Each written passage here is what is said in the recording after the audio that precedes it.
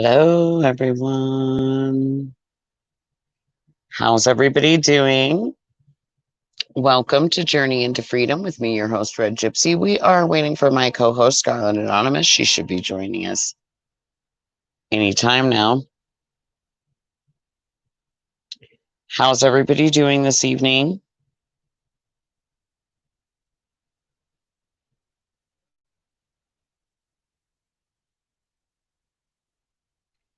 Hello, Mike. How are you doing?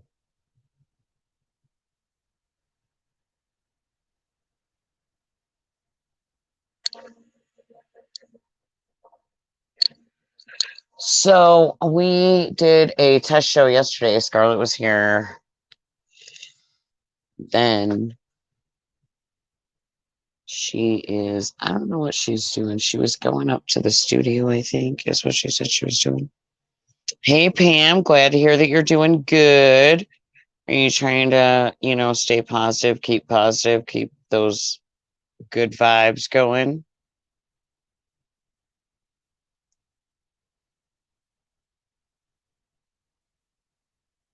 What kind of crud, Mike?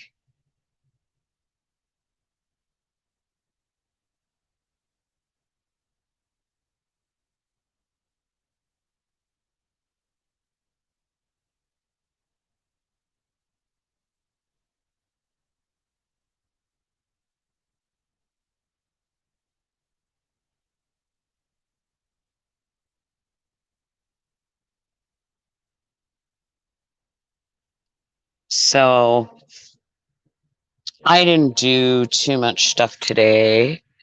I kind of just took a day to relax and see where the day led me. I did talk to my mother-in-law for like 2 hours. That was actually a really good conversation. Um, Most people probably don't feel like that about their mother-in-laws, but I actually really like mine. So it was a pretty good conversation. I started her on some CBD products for some new things that she's going through medically. So she was calling to let me know how that was working out for her. And I got her some transdermal patches that she's been trying out and some gummies. And so she's trying those. I got her some bath bombs too. She hasn't tried those yet.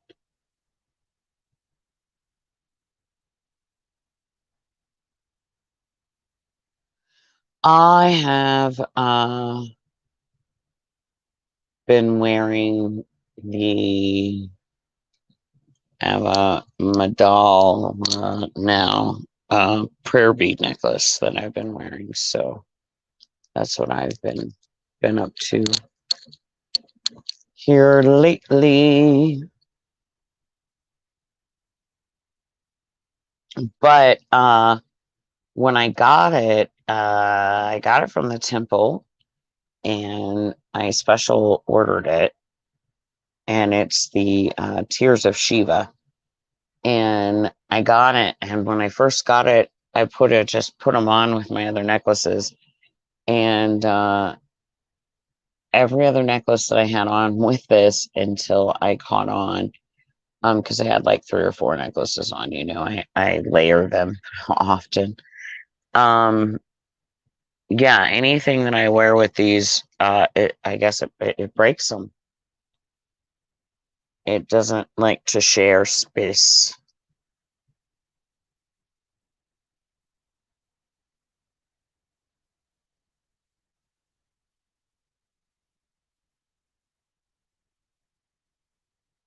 So, um,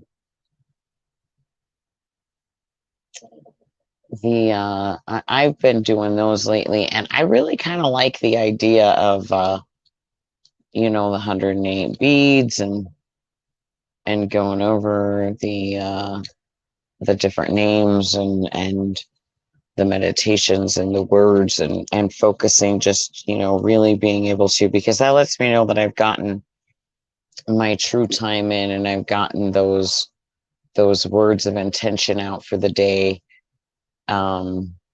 or for the night, I guess, more, because I tend to do it more when I'm like laying in bed at night relaxing.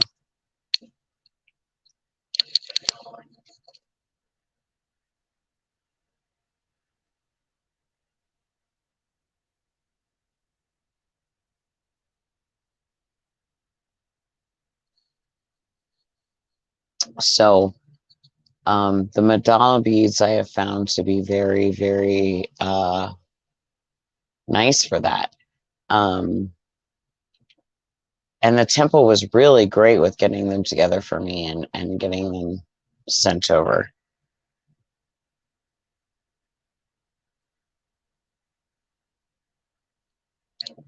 So that was a lovely thing. And I needed them really quite desperately at the time they sent them. Um, so it worked out good. And I'm still learning all of the little tips and tricks with this new fangled phony.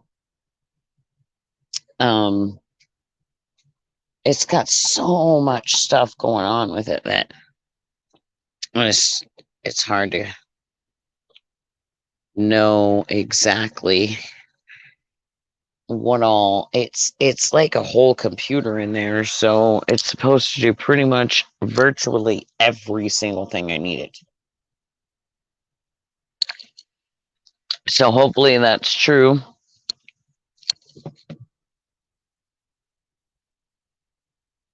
Oh, what?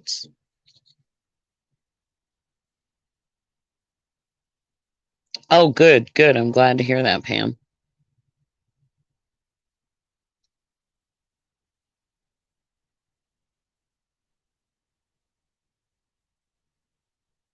Oh, Scarlett is apparently having um homestead issues currently. Um yeah, Pam, I like it. I mean, so far I like it. It's okay.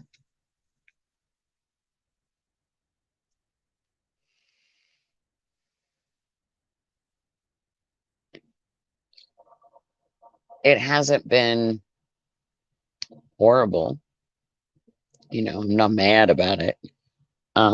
It's just that I don't like change. So whether it's for the best or not, I still have issues with the fact that it's changed. So I don't like it. Now we are focusing.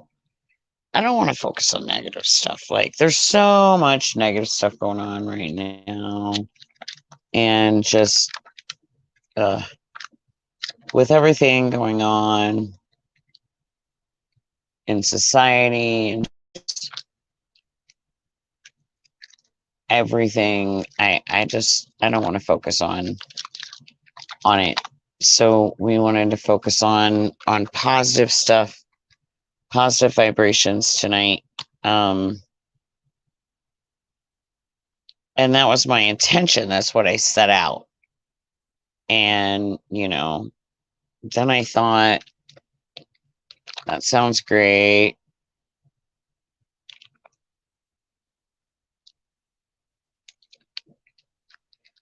And last night we did a test that ended up into a way longer thing than we ever intended.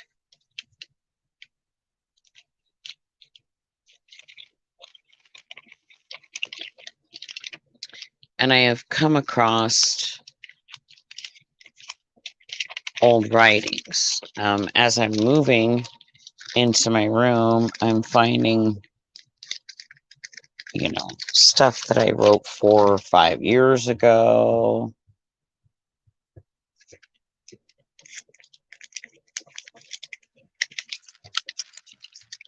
So,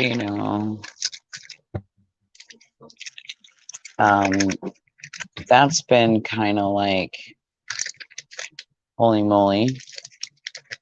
I found a lot of my Esdras writing.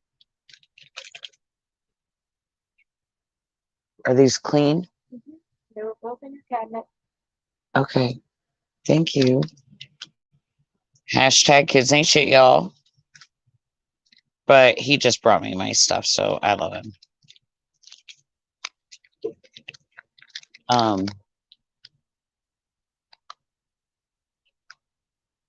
So I've come across a whole lot of like, so I don't even know what some of this stuff is as I'm looking through it. Like, holy moly. I think a lot of this goes back to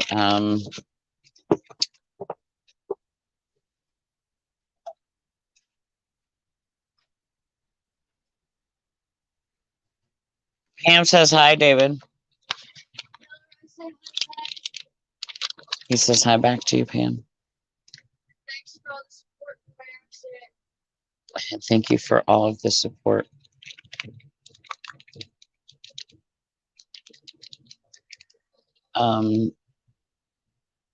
Wow.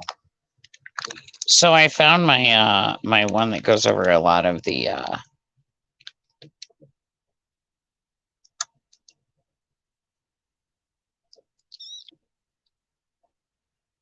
Colaudio silver.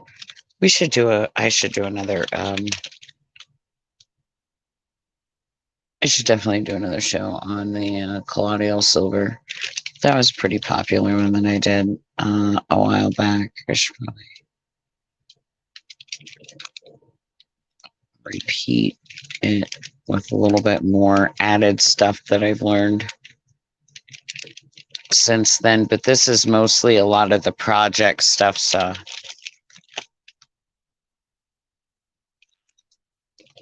you know, Project Sidekick, Project Lean, Project Aquarius, Project Alpha, Sigma, Dulce. Oh, that's why this one disappears so often. I see. Yeah, so I found that one, so we'll be going over some old but new material with that again soon. When I figure all that out. So, you know, I did most of my homestead updates really yesterday on the like turned into the party test show, as Pam says.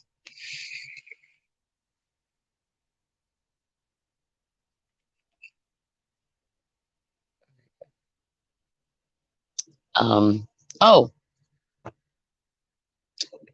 hashtag Colorado Life with Red. Uh-oh. Wait a minute.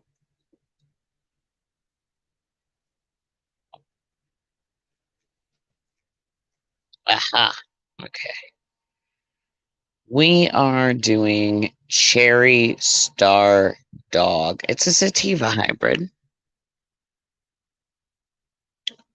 And before that was actually some wedding cake in a pre-roll. The pre-rolls, although usually, all right, now that I have actually worked at places and I've done that pre-roll thing, I don't buy them as much as I used to because now I know what is actually used to make the pre-rolls. The quality, I should say, that is put into the pre-roll stuff, and unless you spend the bigger bucks, you know, those the cheaper little $5 ones and stuff, they're just not really worth it. But for those that, you know, don't have it legal, that it would still be really nice. But when you've, you know, been in a legal state doing legal stuff for a while, like the quality becomes way more important than your quantity, because it's readily available. We can grow it ourselves, which is the beauty of where I live and the beauty of, our country still. But yeah, the quality isn't that great in what they put in these. So, I was doing that. But this cherry star dog is it's pretty intense smell. Um I mean, it's very strong, it's very pungent, not sweet at all. There's no sweet in this. Sour, very sour smelling. The terps on it look pretty daggone good, and looking better now that I can actually see them clearer with my glasses.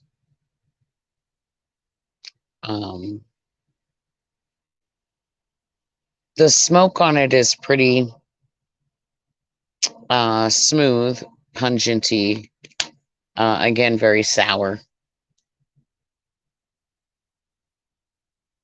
But overall, a really a decent smoke that comes in at about 20% THC and 0.2 CBD, which is pretty good. This is a special sale that they have when they get to the bottom of the barrel. It's their popcorn bud.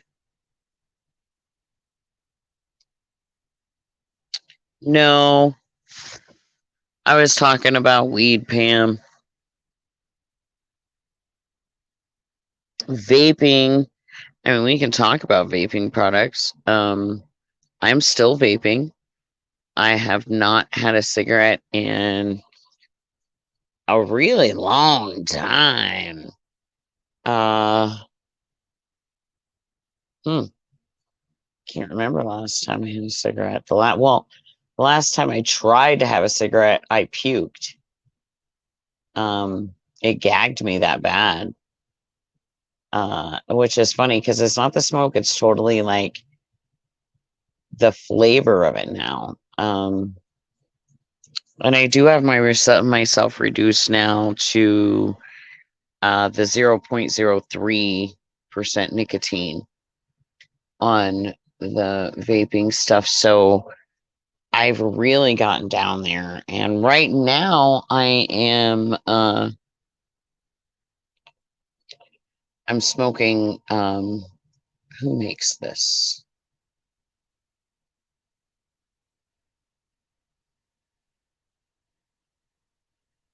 Of course it's in gold writing on a red label.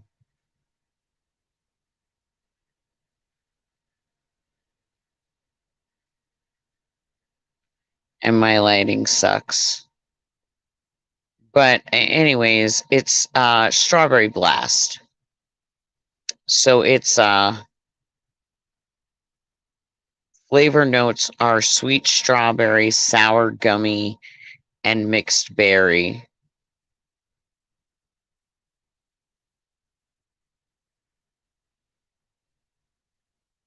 70-30, 60 mil.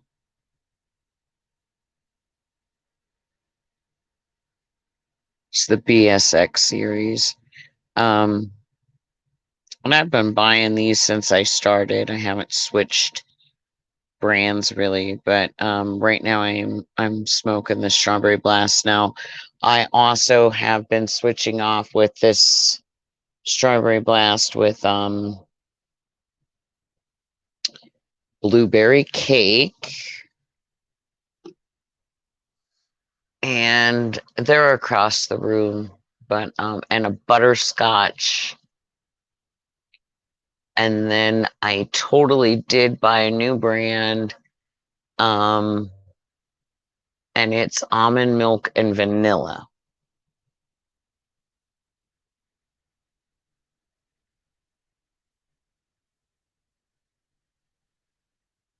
but done pretty good.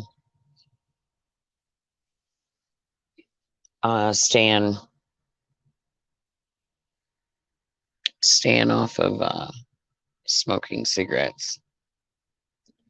And it really wasn't hard at all. So to confirm, my in-laws are definitely coming for Thanksgiving. And they're bringing us some things, which will be nice. And we'll be doing a couple of projects while they're here. And it'll be nice. It'll be nice to see them. And then they may be taking a goat home with them. I'm not sure, but possibly. Which I'm fine with. So I'd be happy for them to have one. I have recently found a new love for these Nubians. You know, when I first started, I really thought the Alpines were going to be my thing. The reason really for that is the fact that that was like the first one that we got, and that was really the one that I had looked up all the information on, and I was, so knowledgeable with. And Tara really had something that the rest of the does didn't have, and she had a personality that was just uniquely all her own. And since the loss of Tara on the homestead, I've taken a step back, and then we got 3 new girls recently, and that is Taffy, Caramel, and Amy. And they're Nubians. They're full-blooded paper dairy Nubians, beautiful girls. One's 4, one's 3, and the other 2 are 3. And that now takes my Nubian count up. I have Malibu, which is our papered American Nubian, and then Fiona, which is our unpapered Nubian. And then Alice, which is the Nubian Alpine Cross. They're just friendlier. They're friendlier, they're beefier, they're a little stockier. I'm really waiting to see how these guys turn out with this cross that we did with the babies this year, breeding our Anglo-Nubian boy, who also is much more mellow. He doesn't smell nearly as bad when he's in rut. He doesn't pee on himself nearly as much either. So that's also like really nice. He's not as strong or potent smelling.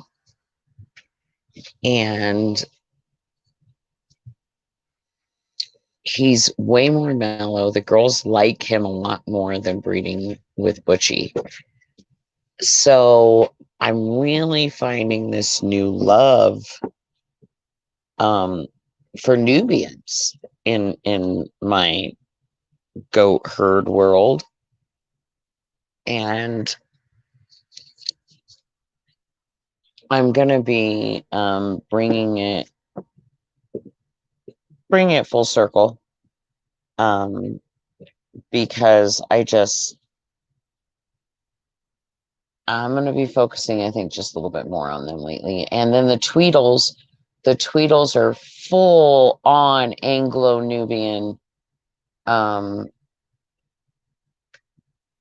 mixes, American well, American Anglo-Nubian mix. And I can't wait. I can't wait. They're gorgeous, but I can't wait to see their full bloom, how they're going to come into full circle. These girls are getting quite large. They're doing really good.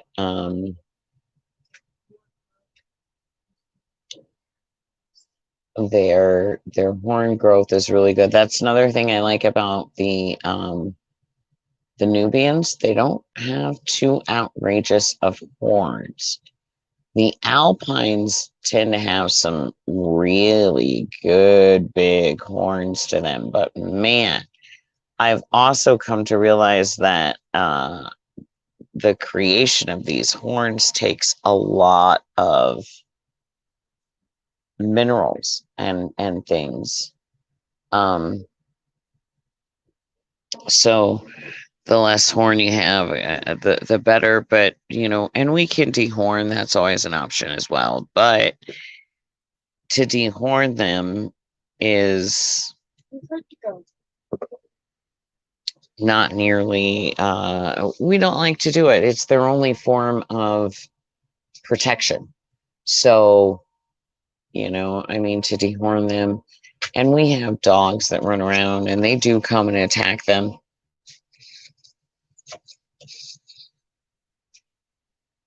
We have those occasions, but they just got a new fence put up and built, and now we can open it up and the horses can go into. We tried it out and we let the horses mingle with the doe herd to see how they would like it, if they would like it. And well, they do. They more than like it. They just thought that was the bee's knees. They were just having a ball. And I think they're still in there with the does currently.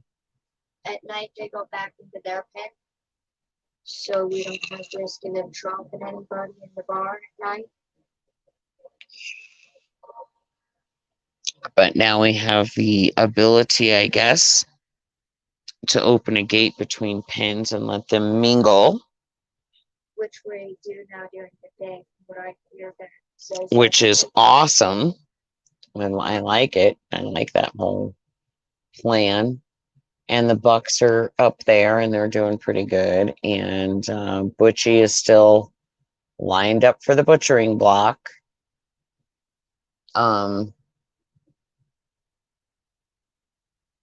We thought for a moment that he might not go to the butchering block. We had somebody that was saying they were interested in buying him to start their own herd, and they had quite a lot of land, and they're not strangers to goats, but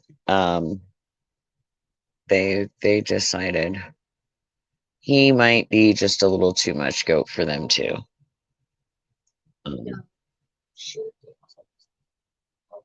So that was pretty much that. So he's back on the butcher block. When the in-laws come, I think is probably when we're going to end up butchering them, because I think they wanted to be a part of that. They kind of expressed that.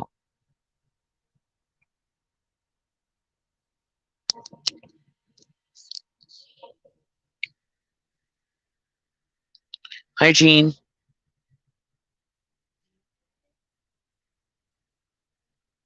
So, oh man, the llamas are doing good. Sheep's doing good. Velma is Velma, and she's always good. She's just, Still young. She's full of piss and vinegar. Snowberry is doing good. She too is. She's got little horse syndrome, man. That's just all it is. She got little horse syndrome, and she feels like she got to push everybody else around. And she tries to push Velma around, and Thelma puts the hoof down, and that's about the end of that.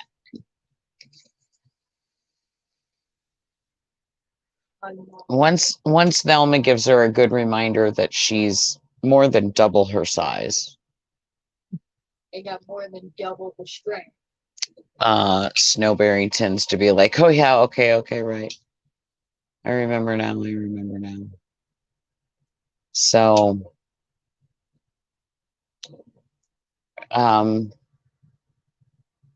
Thor is doing good. He's still Thor. He's still learning manners, but he's way better than he was, you know, when we first got him. He's done really good. Betty Ross, of course, is her normal queen of the pack self, Alpha. And Brew Brew is great. He's just, I love that wolf. He's really a good boy. And he's been kind of segregated off because him and Thor don't get along so good. But he's been really good. So everything that way has been pretty good. We've lost a few goats. Weathers cost us a few. Dog attacks have cost us a few this year. So we've lost a few. Mario is no longer with us this year. For those that don't know, Smoke, David's boy, decided he wasn't gonna find another winter, which may be for the best, since I think it's going to be a pretty rough winter this year. I think it's going to be really, really cold and miserable. Yes, Jean, how are you? So,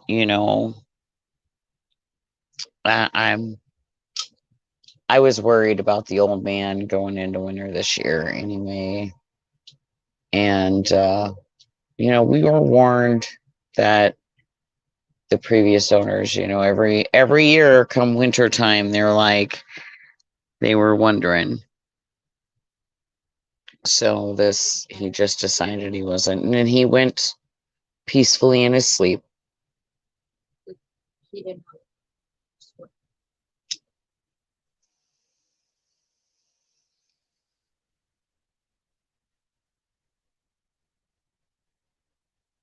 And then, so that was a little devastating.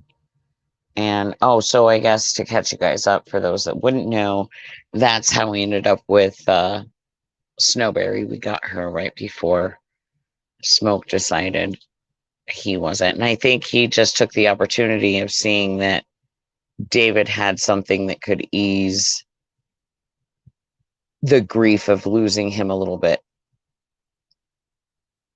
and decided that that's what he needed to have his moment and check out.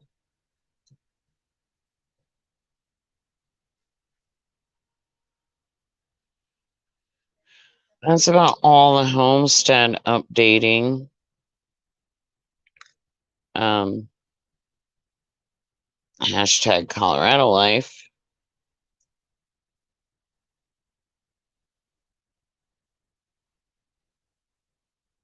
I get to transplant 7,000 plants starting this week. So that will be interesting and is always fun.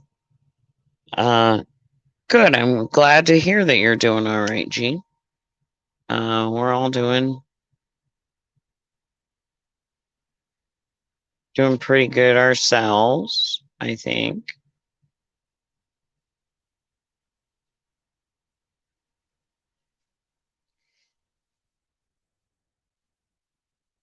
Did you already get rid of that?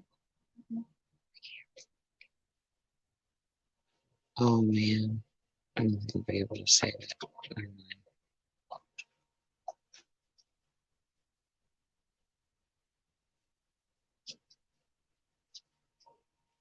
Yeah, just a little bit.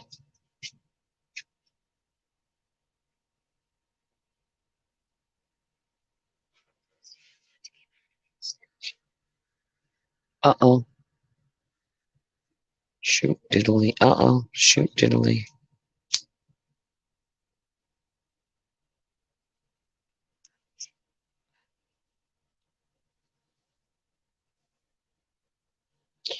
I am lighting a candle, so and it's got 3 wicks and it didn't burn very nicely.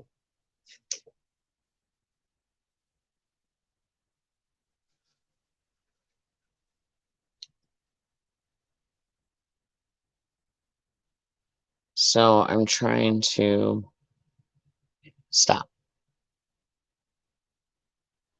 Trying to get it lit so that it will burn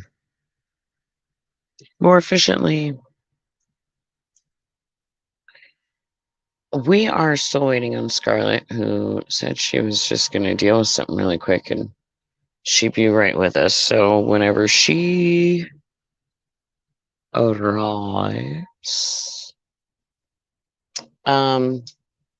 that's it really. As far as like homestead stuff, like I said, I still have not been smoking, been doing really good with that. And we got the new fence up. Oh, I got one of these new ultrasonic turbo washers. It's pretty all right. It doesn't do exactly what it showed it doing in the advertisement, but it's still pretty good. I like that product pretty well. It's enough that I can wash a lot of my basic stuff at home. And it runs through its own like little automatic cycle. It's 30 minutes long. It does seem like it gets things very, very clean. It didn't seem like that at first, but after washing stuff and seeing all the dirt actually appear in the water and then hang it up, let it dry, and the smell is amazing. And they look very clean. The clothes look amazingly clean.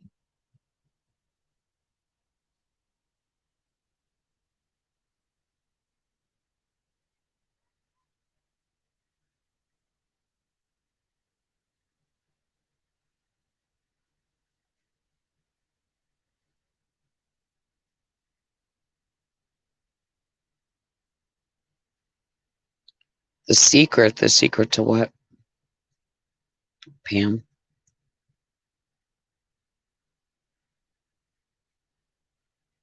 I'm sorry to hear about your cat. We have a lot of cats. The basic guys though, I haven't seen Joker Cat in a little bit. But I know he's around. And Romeo, my Romeo, is still very much around and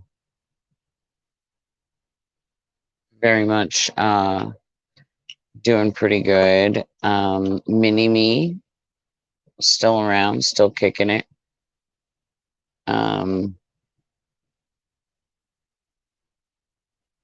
Harley Quinn is still around. She is very elusive now. Yeah. Sandpaw is still around with her crazy kaleidoscope eyes. Um, Gremlin Evil. We did lose Gremlin Evil. But he died doing what he loved. He was, I went to leave for work and he was literally in the road, dead. There were tire screech marks. It looks like somebody tried to stop. And he had a dead mouse in his mouth. So he was hunting, probably just got caught in headlights, and that was it. So he died doing what he loved. But I know what he loved. as far as like name known cats, everybody but him is around and doing good. Smokey, though, now she's around and doing good, but she went to the new farm that I work at, and there's a big Tom there that needed a girl to move onto the property, so we took Smokey.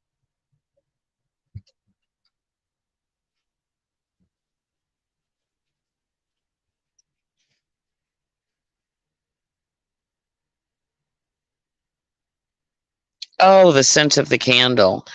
It is soft cashmere, actually. My favorite candle smell is actually the Glade cashmere wood.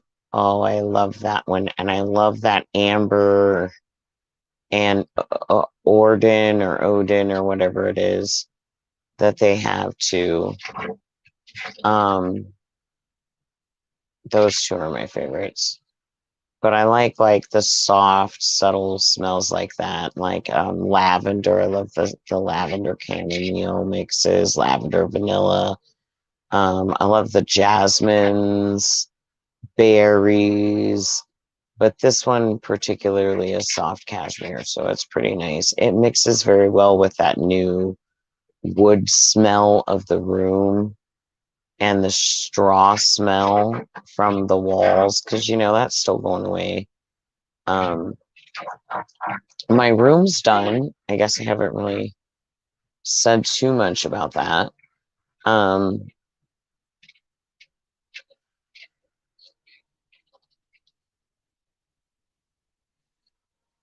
So yeah, my room is complete.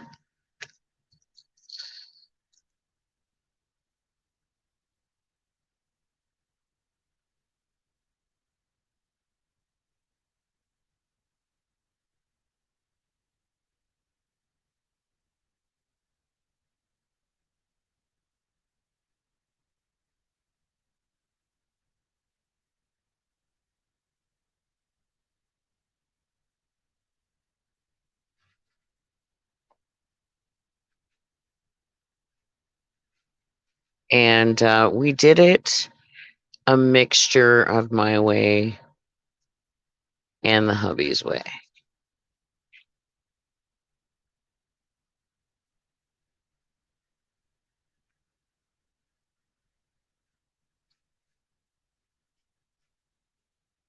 Um, so what I've ended up with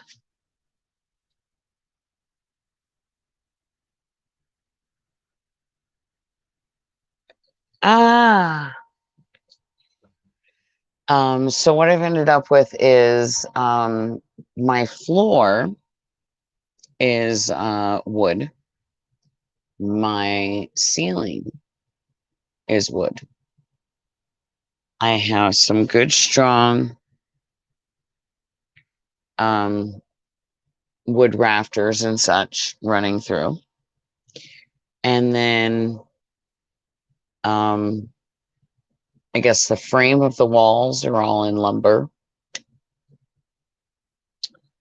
And then we did straw bales, and we have covered them in stucco mud. And by the time we're done completely, you'll never be able to tell that there's straw under the mud. And we used, rebar to stabilize the straw and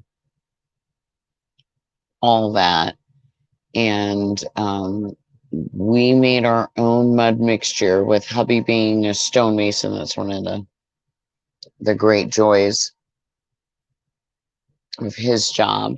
So we've got the base coat and an extra coat on the outside.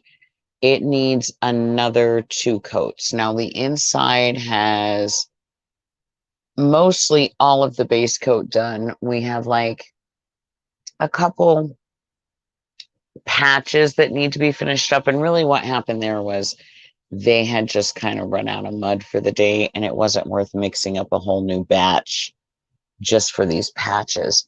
So today they were supposed to do those and put the second coat on the inside, but they didn't get to that because they were doing the fence. And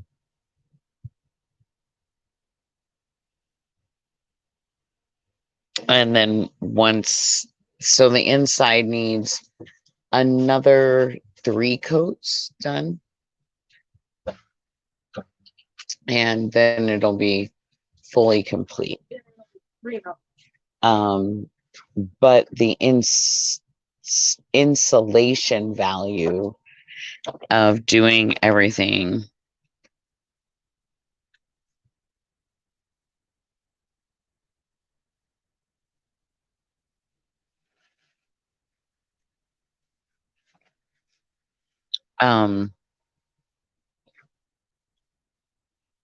yeah, the insulation value of using the straw so far has turned out to be pretty spectacular.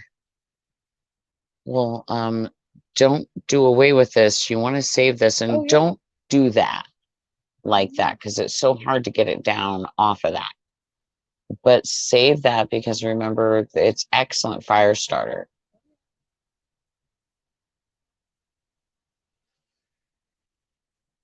So mostly my room's done. It's livable while we're finishing. So that's what's mostly important to me at the moment. We have also acquired a generator. It is bad ass. And I'm not just saying that either. Like it's pretty daggone spectacular. It's a Furman. It's dual fuel. So it runs on gas and propane. Not at the same time. Amazing. It runs and only. And what's amazing about that is running gas, and you get something stuck in the carburetor. You put the propane bottle up, the carburetor. It runs amazingly. It only has, I think it's 57 decibels. So it's super quiet. I can't hear it running really when I'm in my room. And it's like running right outside below me on the ground. And I can't hear it.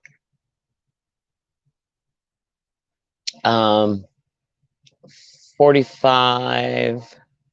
No, I'm sorry. It's 4,550 watts starting watts, and 3,600 continual watts. I think is how they say that. When it runs on gas, and then propane we lose a little bit, but other than that, it will run a refrigerator, it will run washer and dryer. And now that we're starting to get rooms, we needed the ability to use the tools more.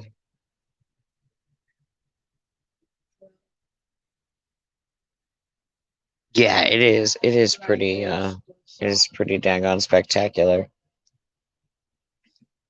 And so it's super quiet. It's gonna pretty much do what we need. It is made to run more as a permanent generator than your regular generators.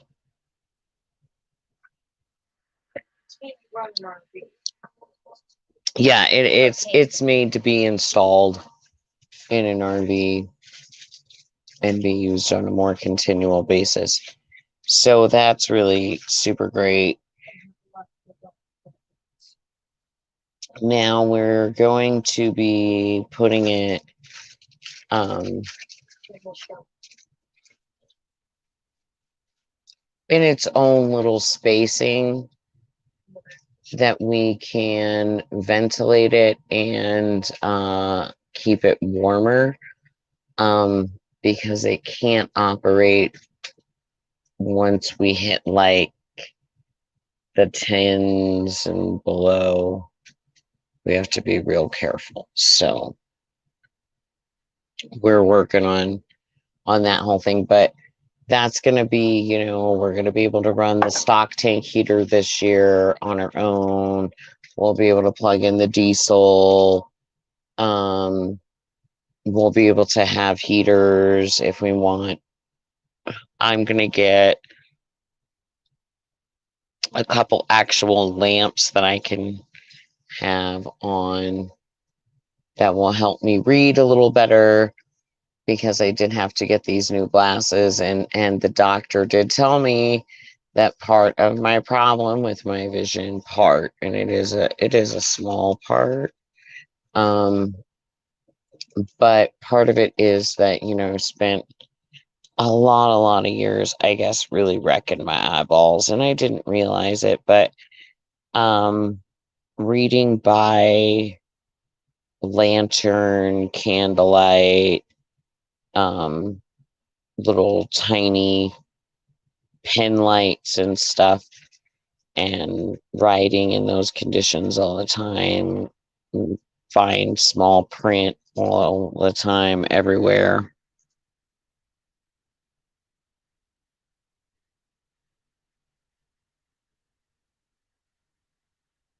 Well, Gene, as far as running any generator inside, you're not really going to be able to do that. No, Because they give off carbon monoxide. So you do not want to have them like in your house. That's why if you're going to have them inside, they need to be like in their own little building. Like I don't even recommend having like them in like a garage shop or anything like that. Because of the fact that it does give off the carbon monoxide. the generator's getting its own room in the shop.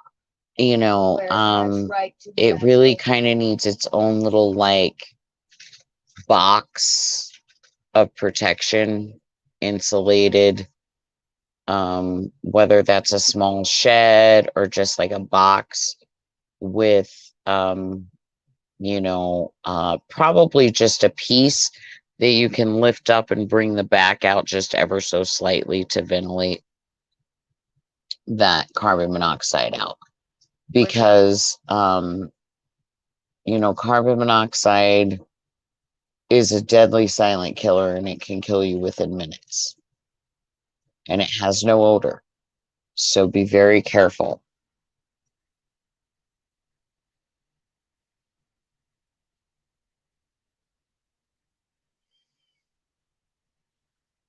But right outside, under a small canopy or something too, if you live in a warmer climate, is good too. But yeah, it would run the fridge. Like mine runs, now we don't know yet, we haven't tested the theory. We don't really have anything to plug in yet either, to be fair. Like we have spent so much time not buying electrical things that when we got the generator and we went, yay, what can we plug in? We're like, crap. We don't really have anything to plug in to run on the generator. Like we have a couple of things like Grinder shows my heater is got an electric fan on it. It's a propane heater with an electric fan. Now you don't have to run the fan in order to use the heater, but it's nice because it disperses the heat a little bit better. Well, that runs on the solar and it runs continual pretty much 24 hours without an issue, daily every day without an issue on the solar. I have my huge boombox speaker that is a rechargeable karaoke fun speaker that I got for me and the boys. And you charge it and then, it plays for like 2 or 3 hours. You can also plug it in and do it straight that way. And again, that charges on the solar without a problem. Our phones, they charge off the solar, no problem. I have like another speaker for the truck, but it charges by USB because it's for the truck. And we have a couple of lights, but they are USB run off the solar. And then power tools. And our solar was running most of our power tools, but when we needed to use the really big ones, our friend would come over and help us, and he would bring his Jenny. So now we can run those off of our Jenny. But that's it. That's all we really have to plug in. So I have my egg incubator. Oh, but we have to run it 24/7. We would. Well, no. We would have to run it. Hold up. We would have to run it all night. All day the solar should run. No, we should do that reversed. And let the solar charge all day.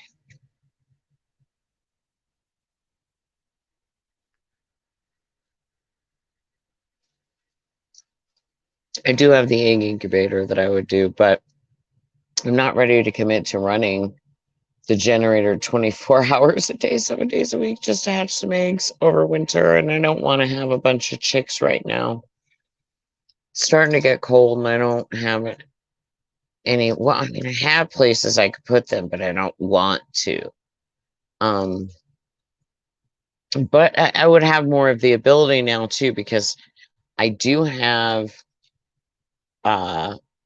lights and all, and we do have the under heaters. So keeping chicks alive now that I have more electric availability would be way easier.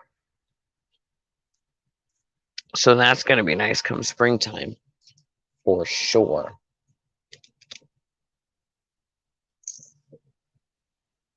And then, but that's really it. I also did buy a Emerald 360. It's pretty cool, but I haven't used it here on the homestead. I've been using it over at the farm. I tried to run it on the solar, but that did not work.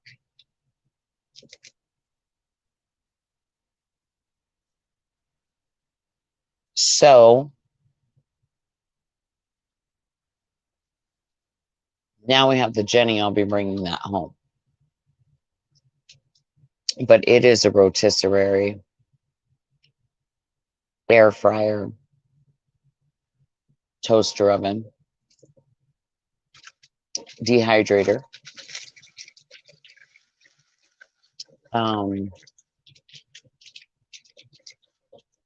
slow cooker. Pretty much does everything. It's really nice.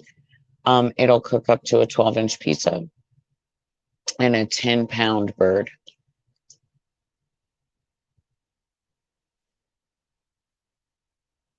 So it's pretty nice. I've only really used the air fryer on it at work, and that's been super great.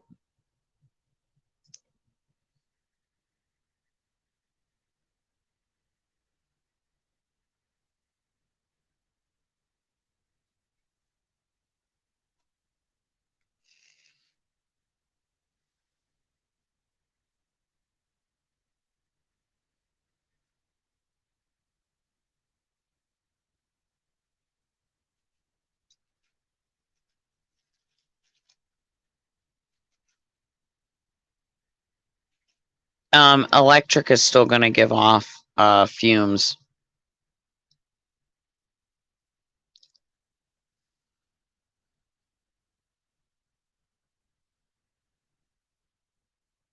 And when they say electric, typically what they mean is that it's an electric start and not a pull start. So it still has to be filled with gas. So you're still going to have the fumes.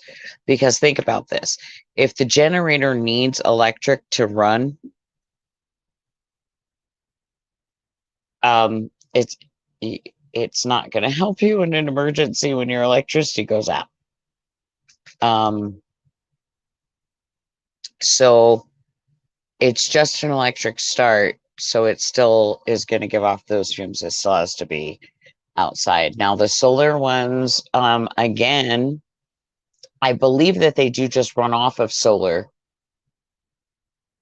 but I'm not 100% on how they operate.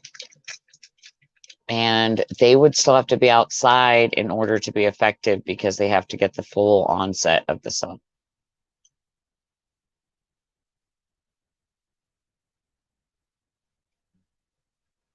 But like mine has, like you can just plug like the house into the generator from where you have it.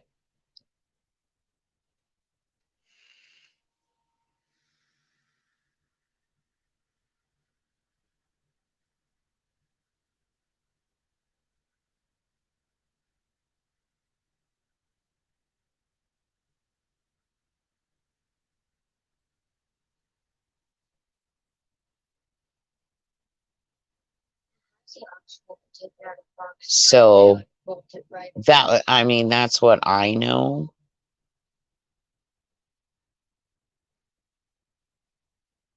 But yeah, so we were super excited that we have the Jenny. But then, like I said, when it came time to actually be like, hey, we have a Jenny, we have electricity, we really have nothing to use it with.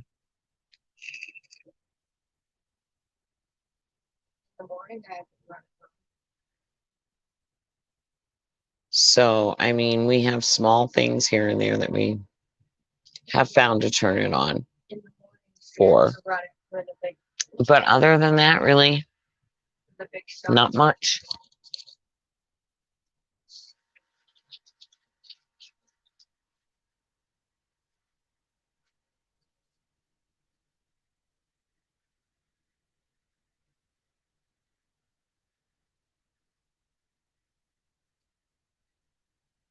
I got this one at a pretty good deal. I got it for a Black Friday special. So it's only 1,200. And it's big enough to do the whole RV and most of a house.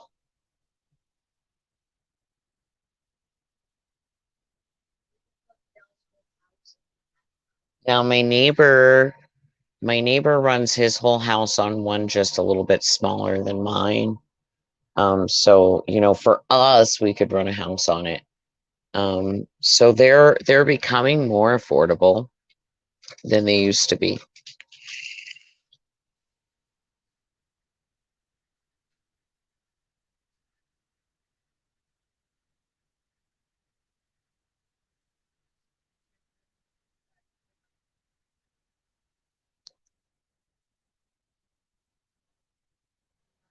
And then that's really, you know,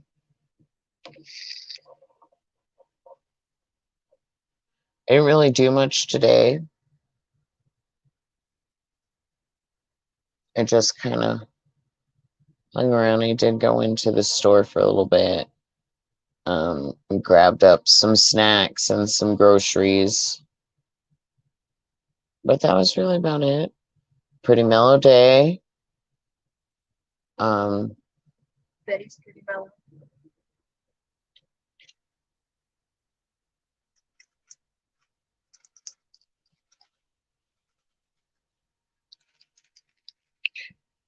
And Scarlett did.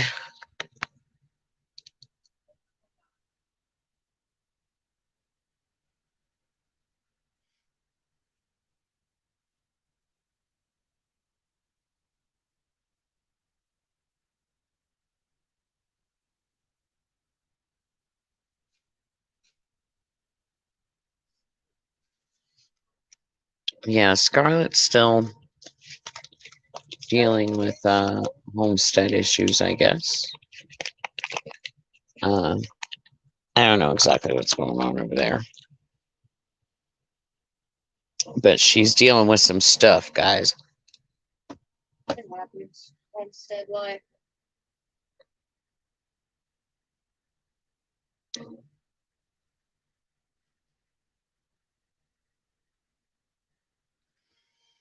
Now, my neighbor runs his whole house on a 3.5 starting watt.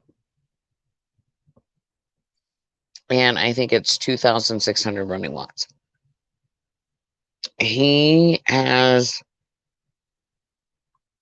it's like being in a regular house. His lights work. He has a trailer and he just hooks right into the Jenny like you would an RV.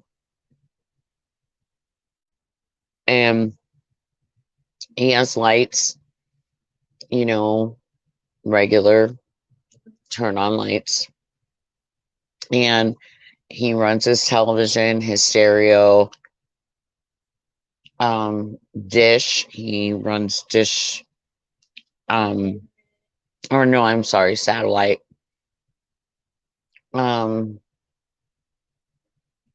His stove,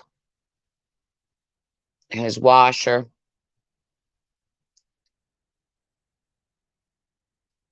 He doesn't run a fridge. He actually does have a fridge.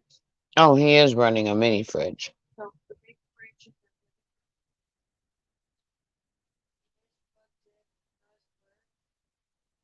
They don't use it exclusively.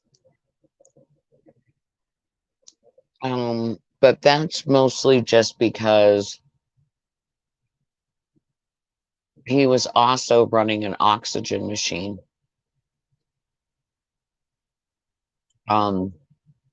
For his aunt on and off when she would need it. So he didn't want the extra drain of that, but he is running a small refrigerator off of it.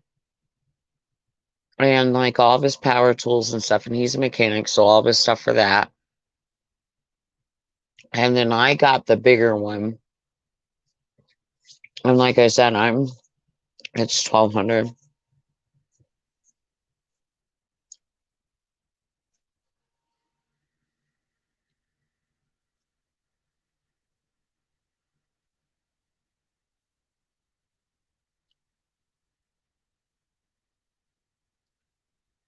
But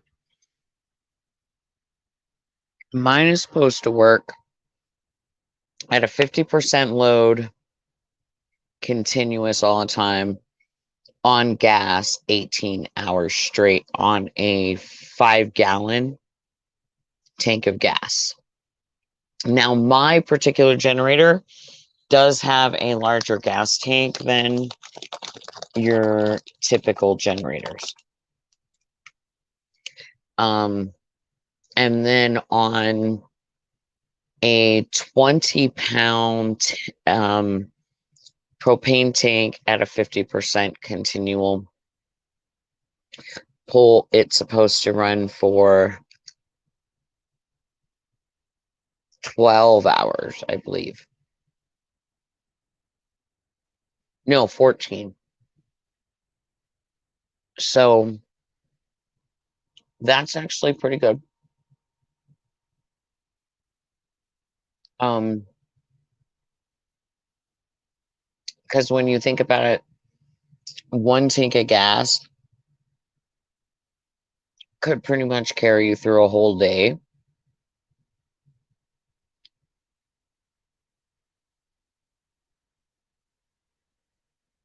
If you're not doing a continual 50% pull. So, like, if the only thing pulling is the refrigerator, we'll say, for the majority, one tank of gas would run the refrigerator all day. Maybe more. Again, also depending on the wattage it's pulling.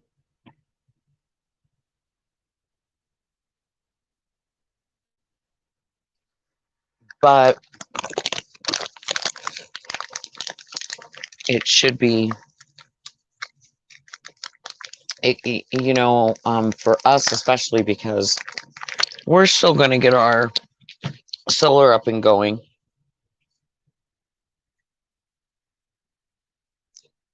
Better. So once, we want to alternate. So especially with the ability to alternate between the solar and the generator, we will have 24-hour power all the time on the homestead, because we really don't need the majority of our power until around like 4 to 5 in the evening. And then we only really need the majority of our power during that like 4 to like 9, 10 o'clock maybe PM. And then, we'd fall back to just pretty much nothing. So using the Jenny on those types of terms, which the neighbor does kind of, you could easily run the Jenny overnight and keep everything going. And then during the day, run some things off of the solar and let the Jenny rest up and check everything in it and whatnot, and fill the tank and get it all ready for use again. And no, Pam, I don't think anything's freezing up. She's trying to get her heater situation figured out. She's got an electric heater that's pulling too much watts for her solar system.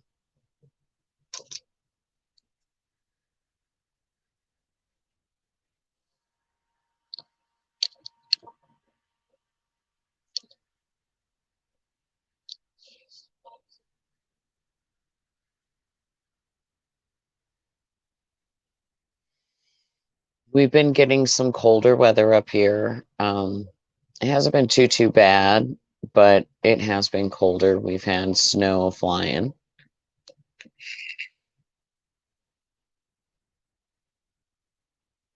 So lots of new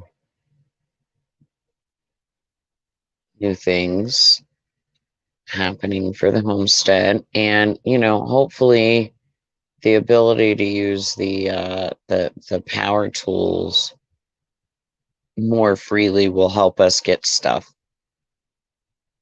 accomplished a little bit better, more efficiently, a little quicker. Because in this way we don't have to wait on other people. We're always very blessed that we have people that can help us, and do, but you know, it also puts you at their mercy when they're available, how long they're available, you know, things of that nature. So now not having to worry about that part will be really nice.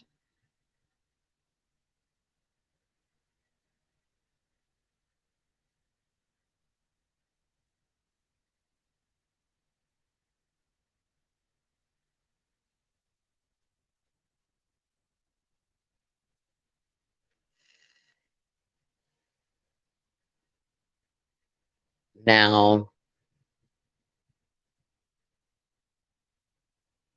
um,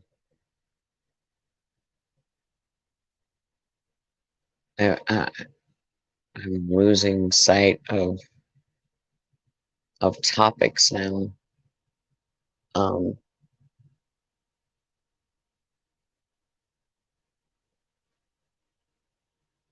there's just so much. Um, you know how crazy things are becoming.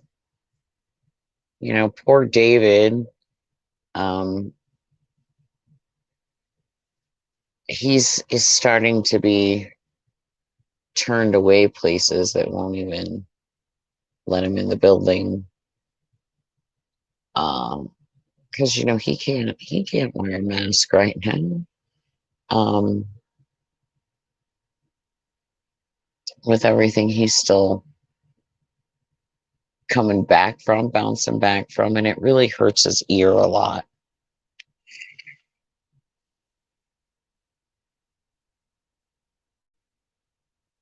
And the Thai ones just hurt his face on the side of his mouth there. It rubs. The paper ones rub there and hurts his ear and his lung is, you know, I mean, although he's not having any problems, thank God, you know, obstruction of his breathing for his lung is not recommended still. Um, you know, and even telling places that he's medically exempt has gotten him thrown out where they'd rather just not serve him.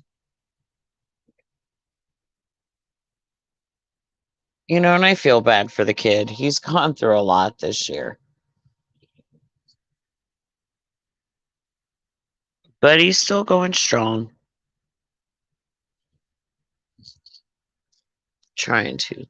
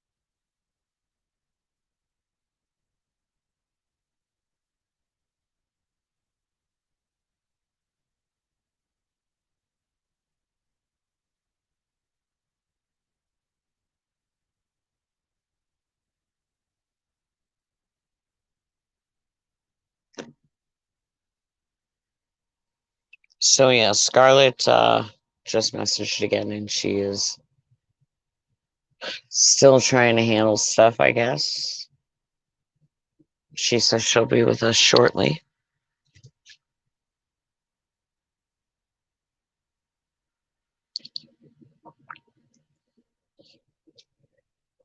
and but I think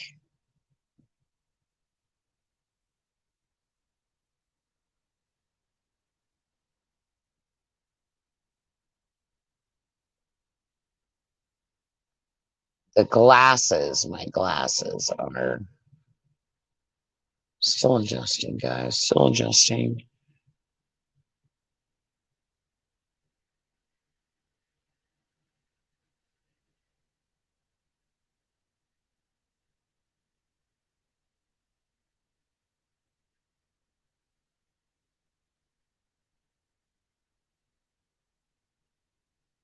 Yeah, I guess maybe that could be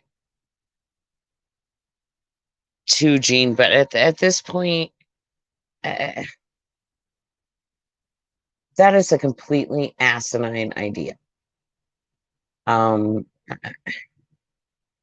not what you're saying. I didn't mean it in that fashion, but in the aspect that anybody believes that this piece of plastic in front of their face is somehow going to protect them. Like germs don't go around plastic, like they're not floating in the air. It's the mask idea period to me is just ludicrous unless you're literally wearing an N95 rated, and then you're not supposed to be wearing those kinds of masks in um long-term manner. You know, yes, nurses, doctors, all of them, they wear them, but they don't wear them all day for their entire shift. They come off, they have their times without them. And, you know, when you're like a worker or something at like either also not doing physical labor like they're expecting other people to be doing in these masks. So there's a lot of things that haven't been taken into consideration and a lot of facts that are thrown that, yes, they're facts, but they're not facts that are being balanced with other facts. They're just, you know, I know this set of facts, so I'm dead set on how this is going to work. And everybody's science, science, science. But again, it's a fine line because, you know, yes, science, but at the same time, science doesn't have all the answers either. And science has failed us quite often, to be honest. So, you know, I mean, go with what you want to go with there.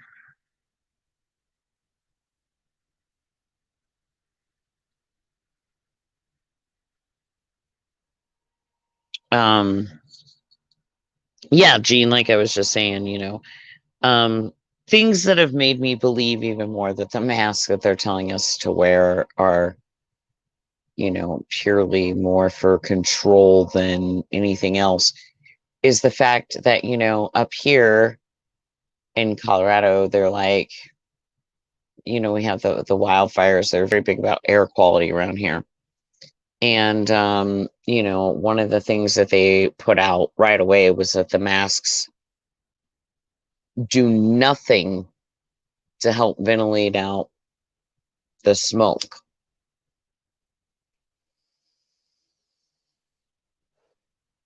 Well, now wait a minute. Science, right? So smoke particles, although not huge, they're not tiny, they're not itty bitty. They're actually, you know, medium, I guess, sized smoke type particles and all the stuff in there. Um, versus virus. Now, virus particles, very microscopical, very tiny, even for being a microscopic thing to begin with. So if you're telling me that the masks that we're wearing don't even stop these bigger things from the smoke, you're going to tell me that they work against the virus? Come on now. I don't need a science degree to figure that out.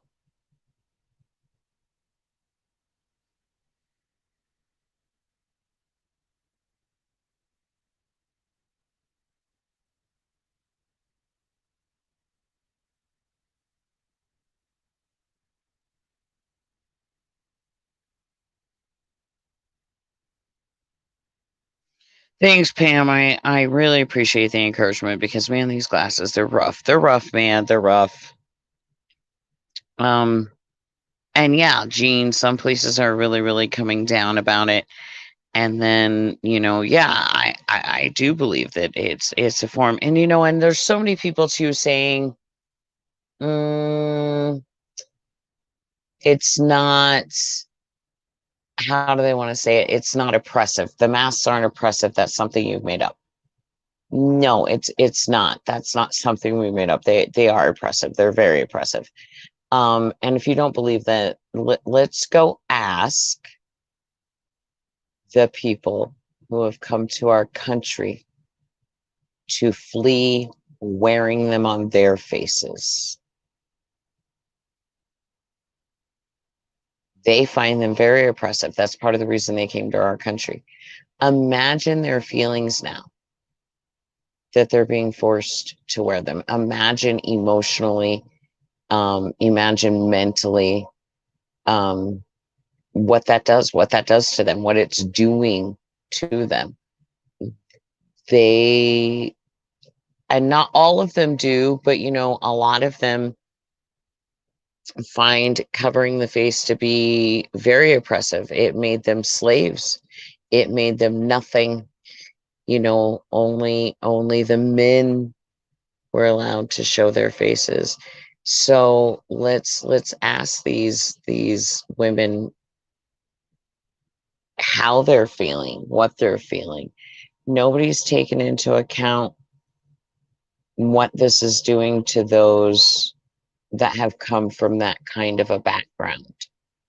Um, Nobody's taking into consideration what this is doing for our veterans, our younger veterans who have fought war in these countries that do put the masks on their slaves, and what they've sent those slaves to do to our soldiers, and what our soldiers have been taught about people wearing them. And now here they are running into people with masks on their faces everywhere, and they wonder why we're having so many mental breakdowns of our soldiers.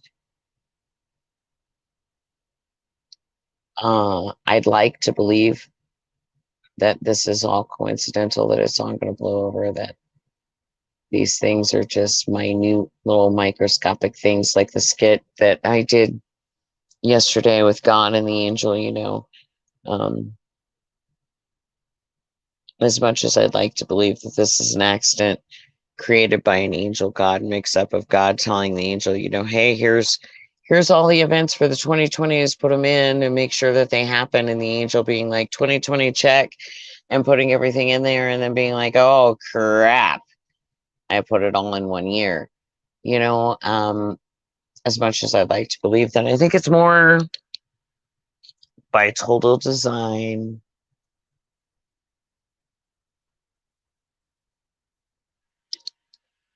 And they've been working on it for a while.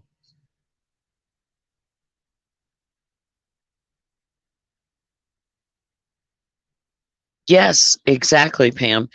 Like Iran, Turkey, Afghanistan.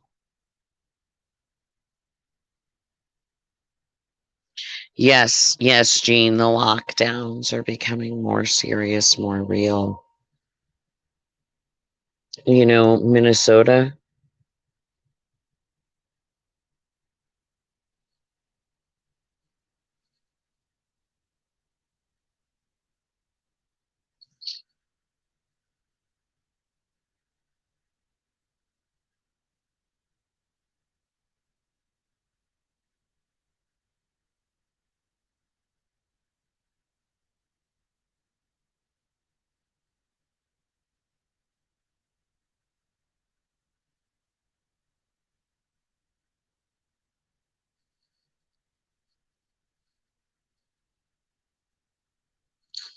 Minnesota, just their governor just said that this virus becomes more active after 10 p.m.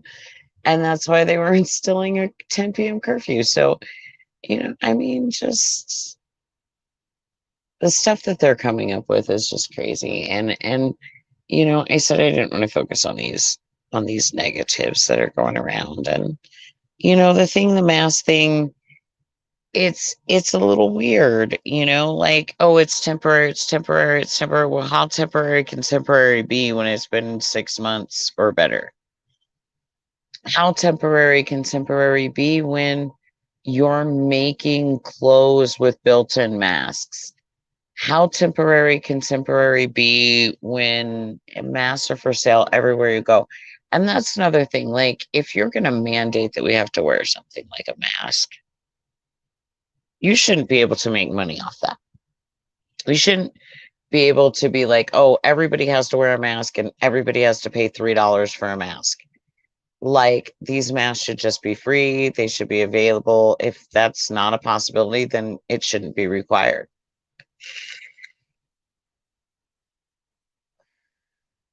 I mean, that's just how I feel. But I feel like that about everything, from masks to insurance to everything. If it's something you're going to require me to have, then you should be paying for it if it costs money. Otherwise, it should be free because it's a requirement. It's not something I want. It's something that you're making me have.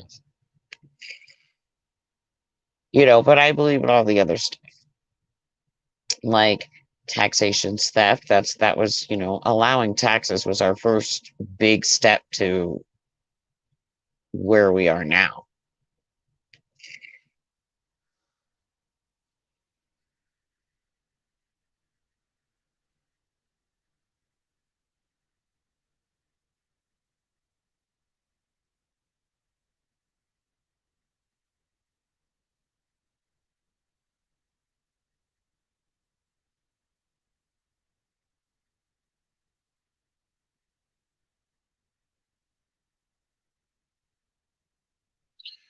There's so many things, Pam, like so many things. Oh, here's an interesting thing that we can talk about,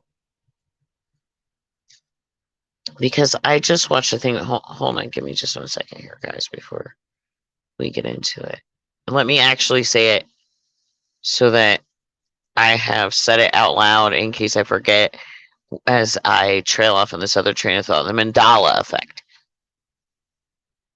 is what. Let's talk about that.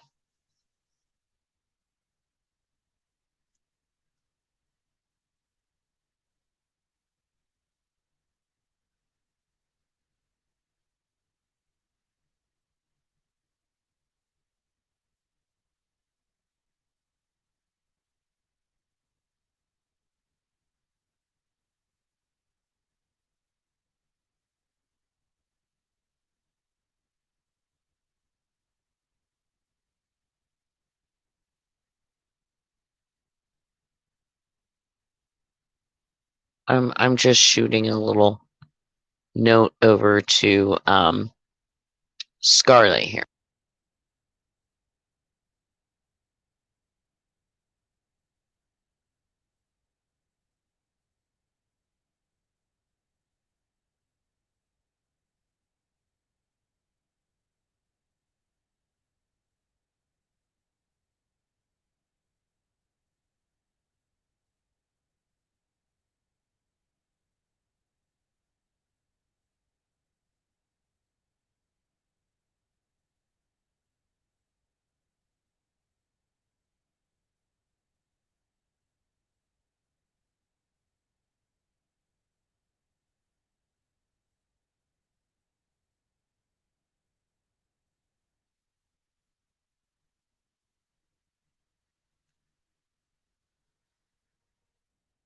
Well, what you said, Pam, made me think of the Mandela effect, and I think that the Mandela effect can be a good topic, because I feel that it's a neutral topic. It's neither really negative nor positive. It really depends on how you're going to look at it, on which way that I guess that really goes, right?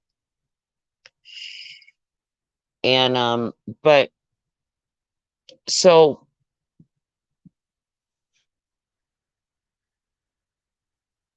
have you heard of it? Are you familiar with it? I don't know if I would go that far, Pam, as far as like saying that it's a cover up for UFO stuff necessarily. Because I think that there's a lot with the UFO stuff that we don't fully grasp and understand. I've done a lot of research, and I just found that book that I was writing in that has a lot of stuff in there about our alien stuff and the deeper, darker parts of stuff. And I guess I really should start repeating some of those shows, because I did those on a different network, and I don't think they really got moved over here, so I should probably start redoing this.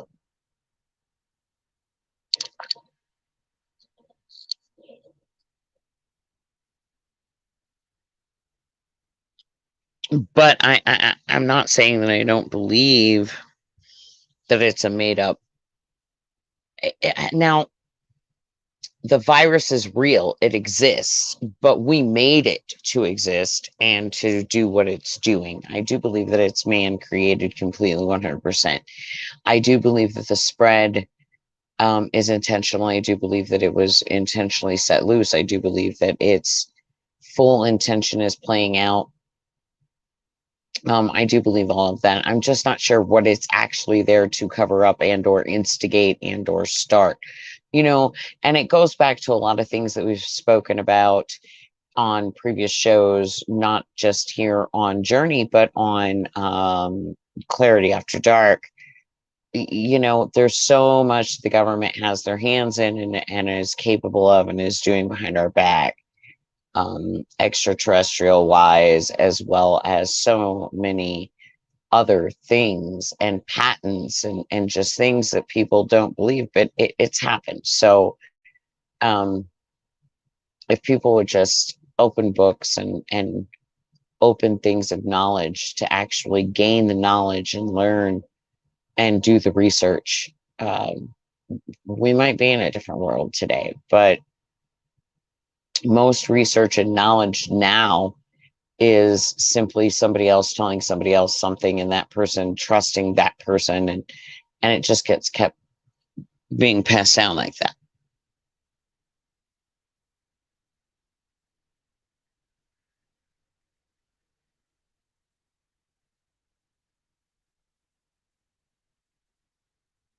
That's an interesting theory, Lee.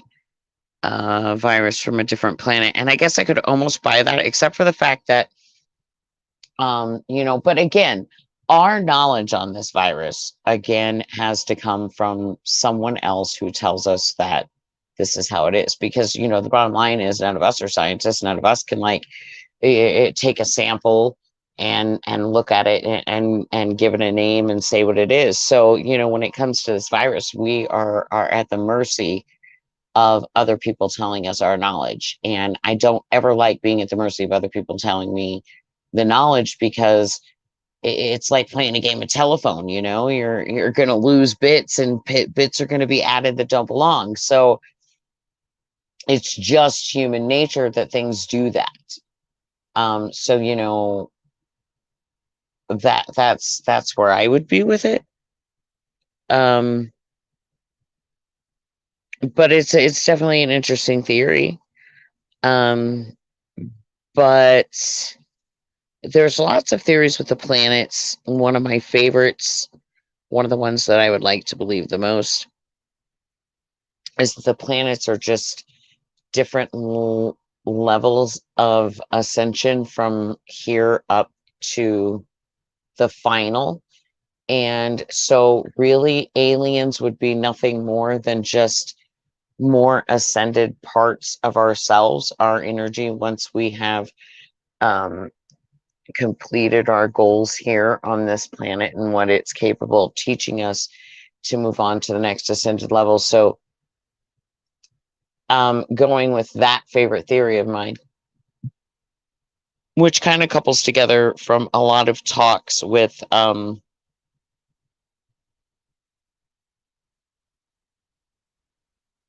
Gary Wayne,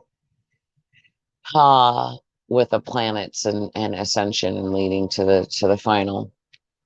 Each planet is the steps to the throne. The final ascension being the sun, that being the throne, that basically being heaven. So would they send down a virus to wipe us out? I don't know. I don't know if they would. I don't know if that's really their goal. There are benevolent energies, benevolent spirits, benevolent gods, whatever you want to call them, no matter what. You can't have one without the other. Good without bad is non-existent. Bad without good, again, non-existent.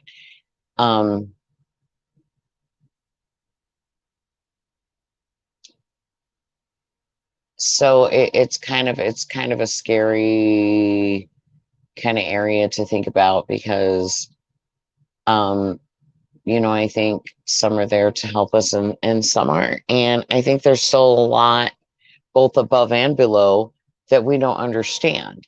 But then again, I also believe that we're not meant to. That's for ascension. We understand exactly what we're meant to, exactly when we're supposed to.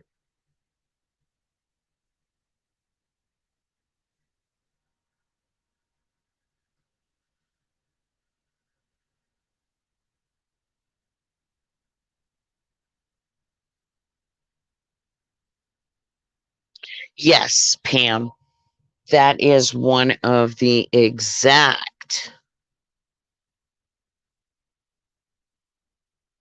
things about the mandala effect that you just brought up there. And so I have this new ongoing theory about this mandala effect thing. I've been giving it a lot of thought.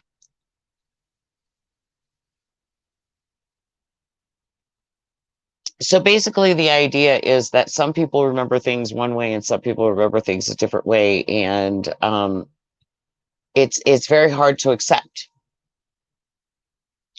when you think that you remember something one way, and then somebody close to you, like say your mother, says no, that was never that way, and you're not seeing it that way. It was this way, and your mother is very frustrated because she remembers it a different way than you do, and you remember it a different way than she does.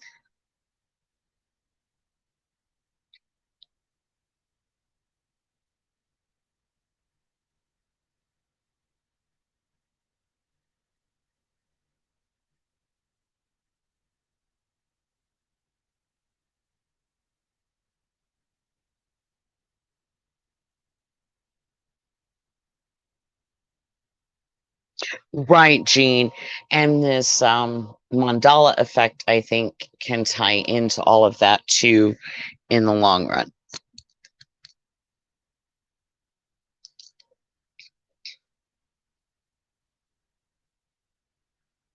Yes, Lee, I definitely agree. I definitely agree.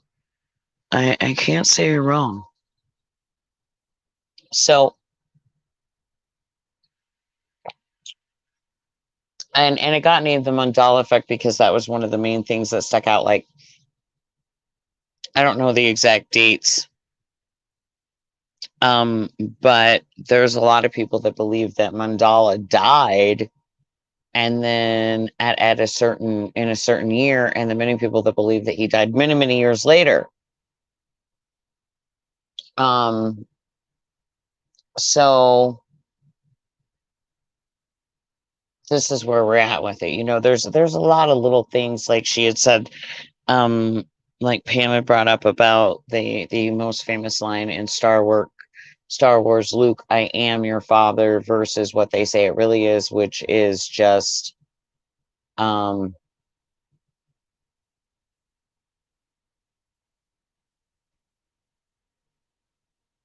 don't even remember what they're saying it is now, because I've always known it to be Luke, I am your father.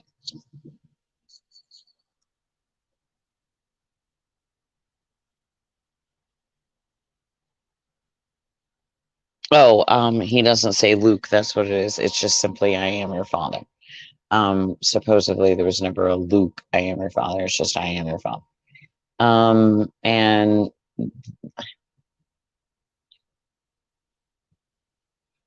so if we go on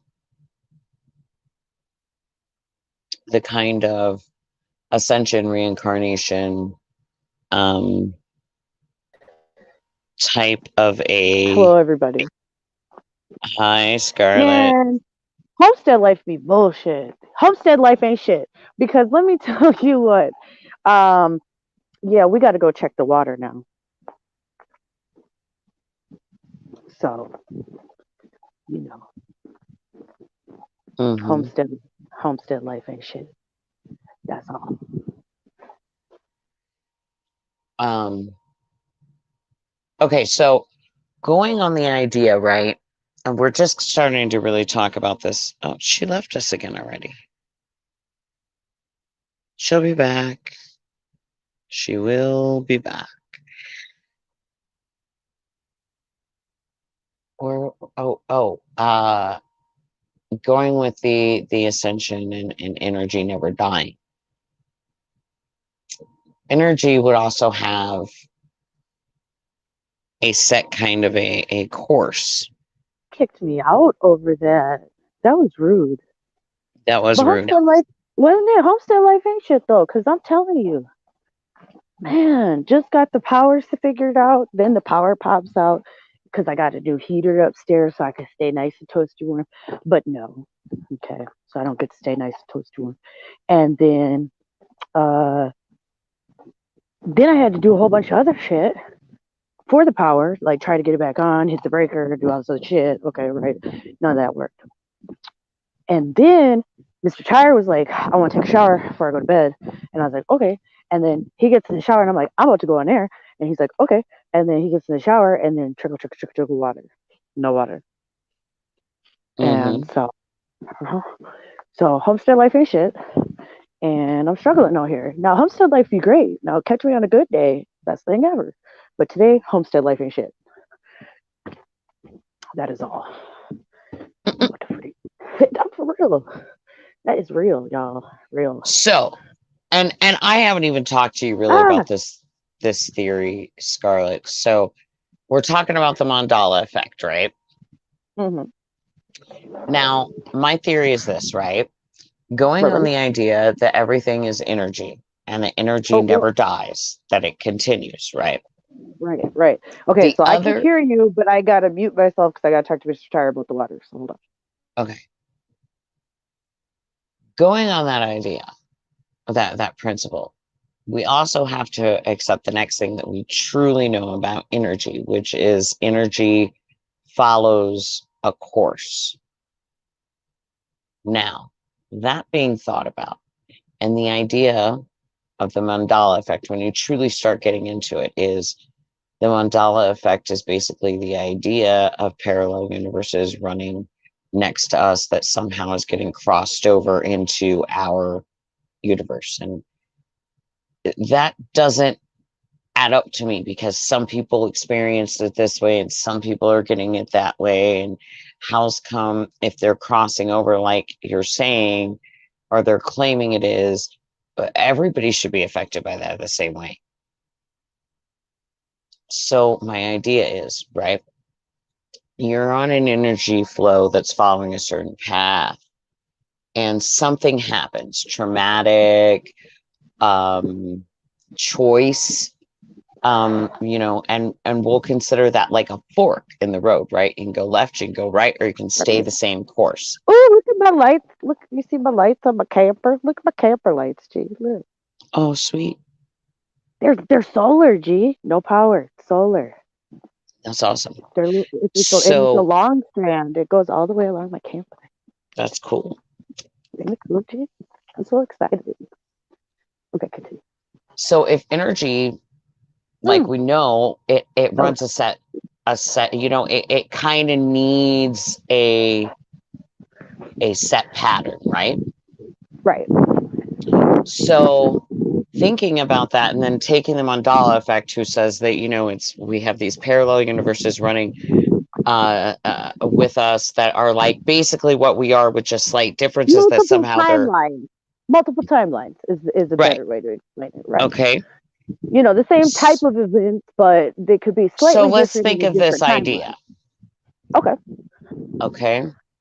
We're thinking about the Like energy. It's deja vu, right? Like deja vu. A lot of people right. say that you're on your right timeline when you get deja vu because you would have already like been here. You know what I mean? Like technically, and in the because Right. if time isn't linear, right, and time just is, then at one point you would have been here already, even if you weren't here in time now. Exactly. Yep. Okay. So I got to go check on the now chicken. if your energy is running this set path, this set course, right? Oh, Think shit, of it dinner kind of something? like, think of it kind Ooh, of what like you doing? a What up, running chicken? movie, What y'all doing in right? here? Y'all tearing up shit? You turn your heater off? Look here, chickens. What are you doing on the ground? You sleeping there? What's going on? Damn chickens.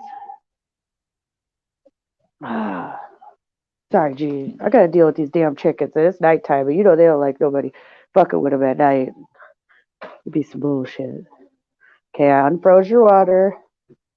And I swear, did y'all unplug the damn heater? Y'all on bullshit. Look, and y'all are shitting. No, I can't do this. It's too much. Damn. Y'all gonna have to be froze out here. I'm on mine, babies. Y'all gonna have to be froze. Unless Mr. Tire wants to deal with you. Because I'm not sticking my hand underneath that. No, absolutely not. Y'all see these chickens over here? And they see where that little blue box is underneath them chickens' asses? That's where I have to put my hand. And I'm not doing that. I'm not doing that. I refuse. I ain't signed up for that. It's cold out here. But these are my birds, G. I don't know if I ever showed you my birds. Sweet. Some birds. I know some birds. And then up in that bucket is mama and baby. They took that as Oh, their little spot way up there, yeah. So they sleep with mama still. So, but they're big as hell now. They're like definitely juvenile birds. So, okay, continue. so if we are on this set path of energy, we kind of think of it like a movie, right? The movie has a beginning and an ending. So the energy has a beginning and an ending eventually, right? Right. But just like a movie that has been recorded, it's going to play from beginning to end, period. End of conversation. But now let's think of these newer kind of movies that have come out with the alternate endings. Right. Okay. So let's imagine Or like that. the pick your ending movies. You guys remember those Right. stories that you could do online early back in the early days where you could like pick your ending, you know, and oh, okay, your character comes here. You know, recently there was a book on Facebook about the pandemic that this guy had written that I'm going to ask him to be on the show eventually. But he sent out a chapter every day, and then you had to pick your next chapter based on your next action in the book. And so that's how I kind of figured this Mandela effect. You know what I mean? Where it's Yes. kind of like Okay. that. As So you know, check if it you pick out. one Here's different my thing, it could idea. change your whole shit, you know? When you're on your path, the original path, right? You Right. come to choices and or traumatic events. And these are forks, okay? Now, a traumatic event could be something that just affected you very traumatically, whether it was positive or negative, and it bumps you over to this fork. Now, that is the same life, the same everything, just with that traumatic event that happened, because something else that happened earlier could have prevented that traumatic accident from happening and triggered a different path. Do you see what I mean? Or kept you on that path. So it's all things that eventually trigger itself all together. But what's happened is, say, for me, okay, well, let's take an example of something that I think could have been traumatic enough for me. Okay. David's accident. That could have been traumatic enough for me that it bumped me into a different parallel. Yeah, that's true. Okay. Now I am running the movie of the ending of David having the accident. Right. But other people in my life, such as, let's say, my mother, it wasn't as traumatic for her. It didn't bump her into the same parallel as it bumped me, which is why I remember things one way and she remembers things a different way, because she's still over there in that parallel while I'm in this parallel. Right, where you and I remember everything like down to the details of like play by play, you know what I mean? Even though I wasn't physically there, it was upsetting enough to me where you and I were vibing on that same level, right? Like we were learning the things on that same situation for both of us in our lives, but you get what I'm saying. Right. or say just a choice that you're given in life that you make that is going to lead to something later. All of these could be switching us to different paths of the energy, which are literal different parallels of the same life, just now under that choice, like picking the alternate ending. But your original energy line, you still can tie back into that. You can still come back into that because it's always playing and it's never going to stop playing till it comes to an end. Right. That's true. This is what I have found about the mandala effect that makes sense to me. Right. And it may not make sense to everybody else, but that to me makes the most sense. Because like everybody's saying that it's just kind of bleeding over into each other. I don't believe that, because if that was the case, everyone would remember things the same way. It would change everyone at the same time. Do you see what I'm saying? And not everybody is going to go into this parallel that I just went into with David's accident. That could be do. That could do. Like even just let's Hey, hold on. You're a robot. Yeah. Yeah. You're frozen too. Wi-Fi. Oh, come on. There you go. You're coming back. Okay, because I just was trying. Oh, get the paddles.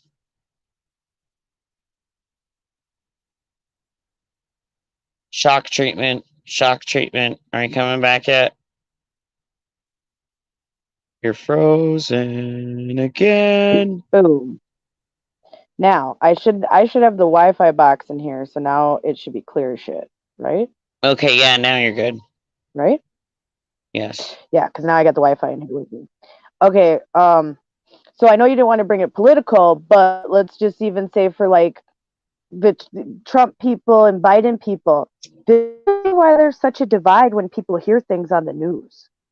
Because when they're hearing it, it's bringing them to a different parallel.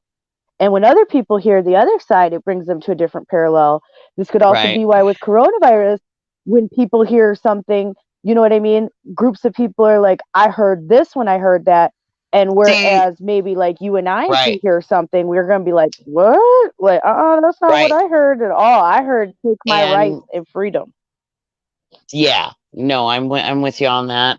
Yeah, the only thing political I really want to try to bring up is some jokes. I'm all open for some political jokes. Right. No, but I just meant it in that context because it was a good example. No, like, what you said was fine. I'm okay with that.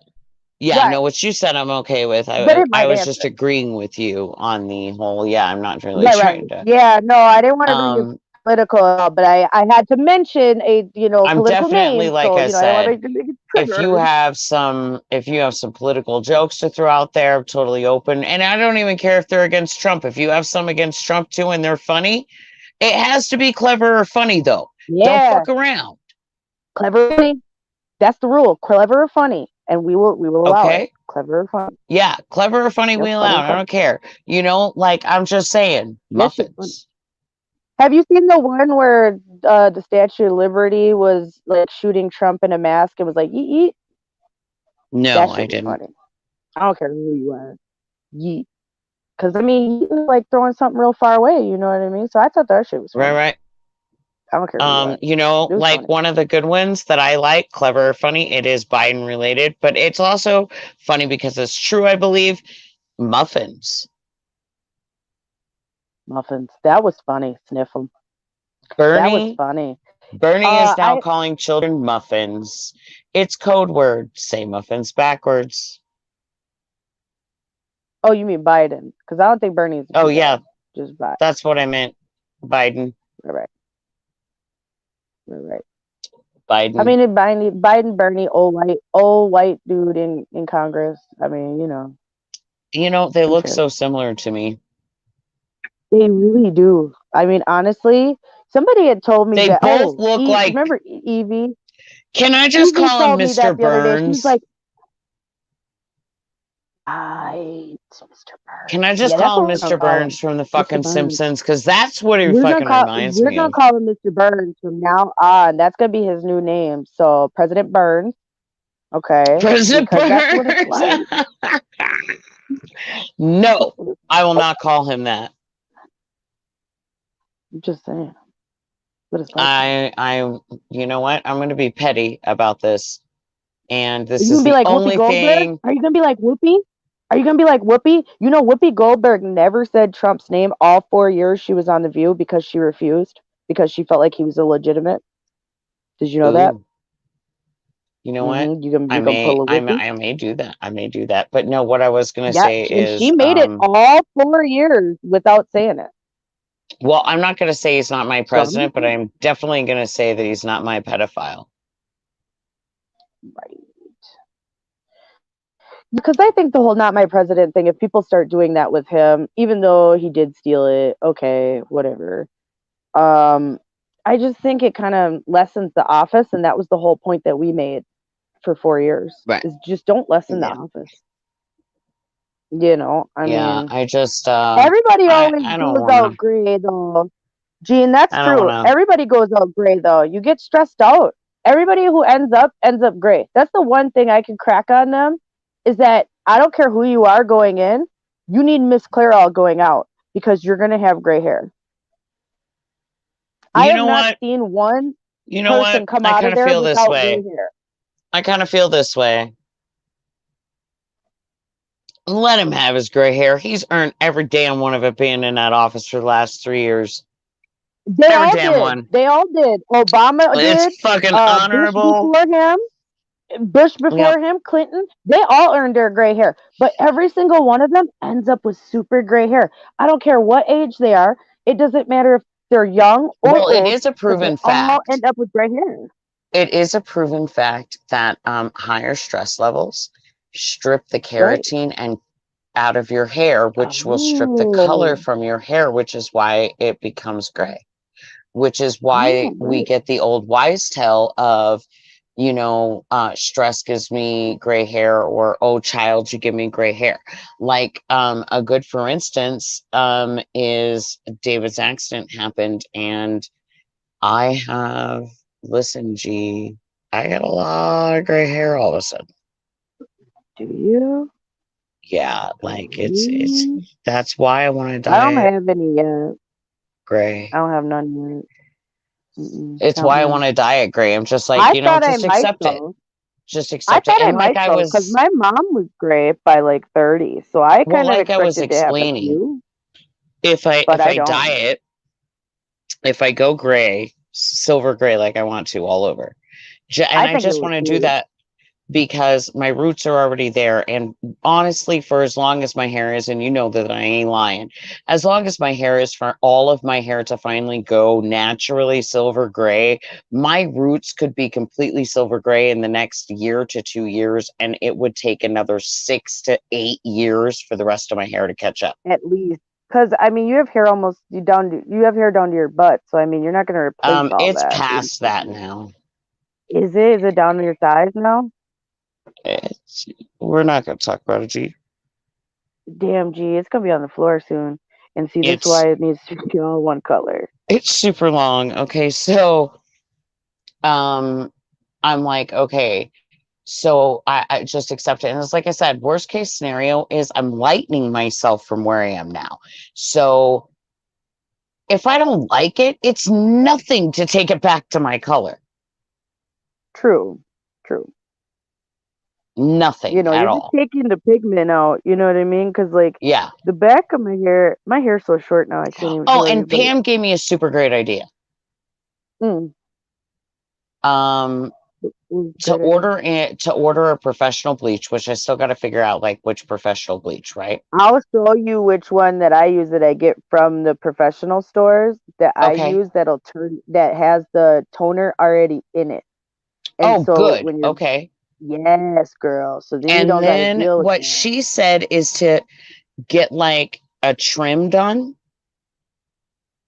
of my Yep. hair, and then keep the trimmings and do a test on the trimmings and see how long I need to leave it How on. long it takes to lighten up. Yep. Yes, ma'am. That's a great idea, actually.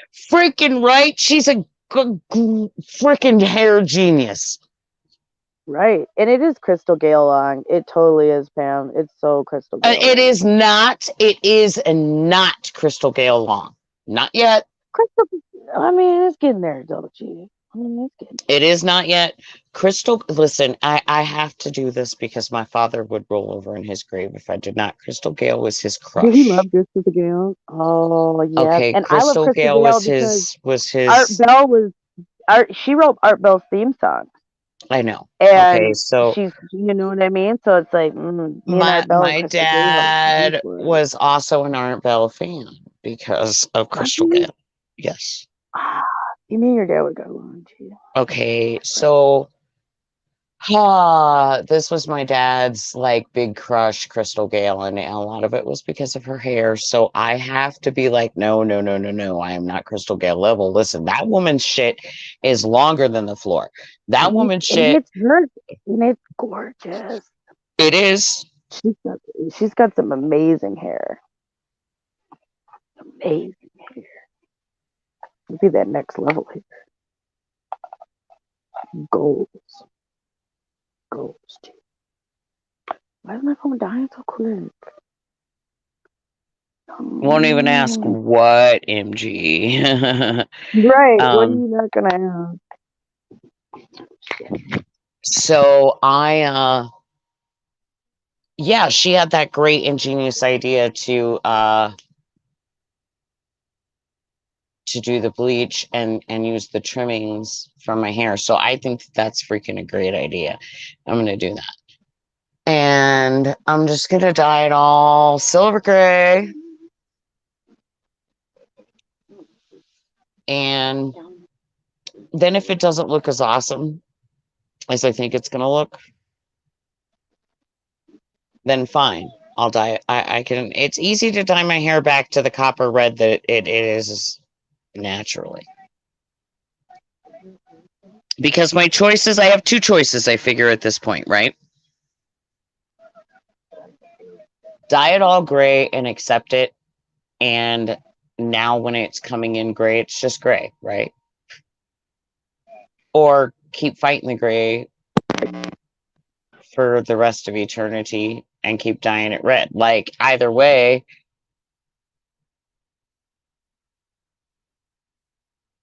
I gotta do something. I don't like having gray and red, and it's just, it looks, I don't know, just, I'm an all one color person for the most part. I'm really not like a rainbowy 5 or 6 different colors in my hair type person. And you know, I like the effect sometimes, like now and again with braids or something, to get some colored hemp braided in or something. Yeah, that's cool, but you know, yeah. Oh, share along? Yeah, I'm definitely there. Actually, I think my hair's longer than Cher's. Honestly. I haven't really seen Cher in a while, so I can't 100% say that. Be it old Cher, new Cher, or present Cher. So I can't 100% say that, but I do believe that it may be even longer than Cher's.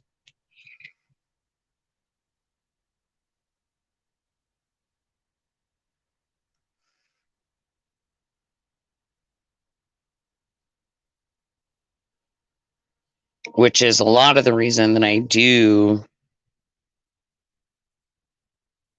get it done up.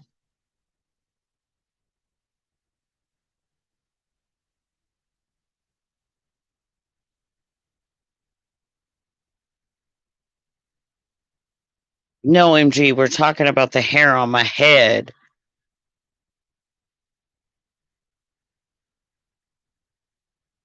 Crazy.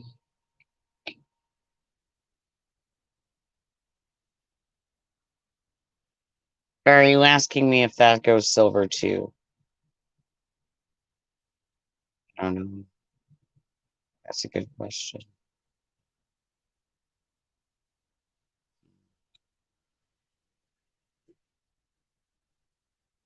We seem to have lost Scarlet again.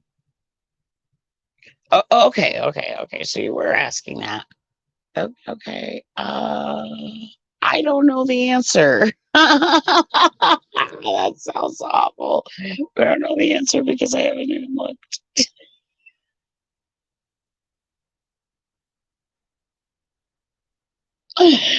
And I mean, like, I don't know. I can say that my leg hairs aren't coming in gray. They're still the same. But they're blondish anyway, so or more on the lighter side of things.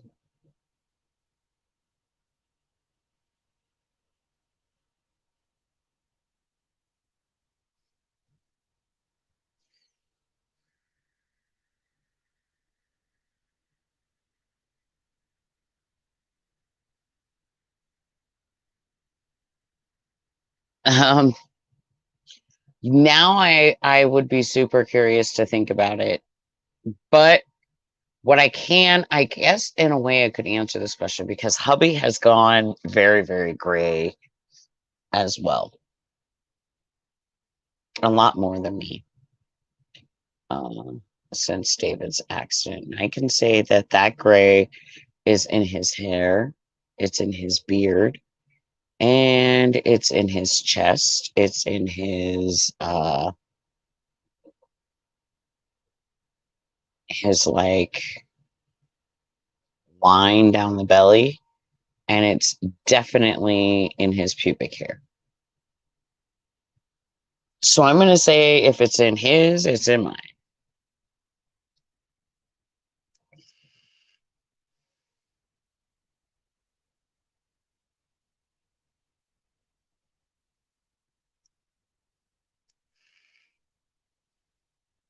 The happy trail. That's what we called it in my day. The happy trail is also gray. Or peppered.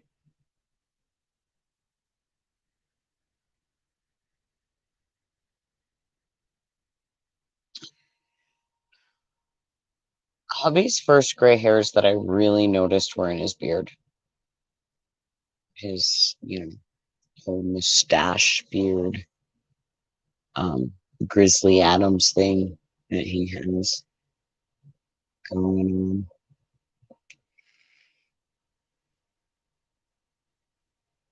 on. Apparently, homestead life ain't shit again, and we've lost Alicia.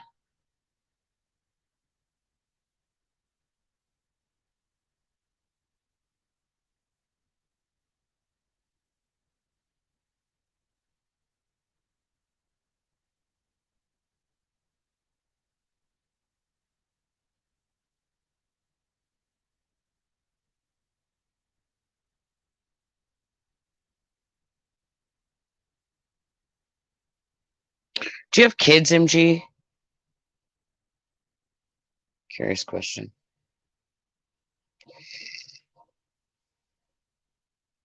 Because I swear to God, every one of my gray hairs is due to my children. Or something directly related to them.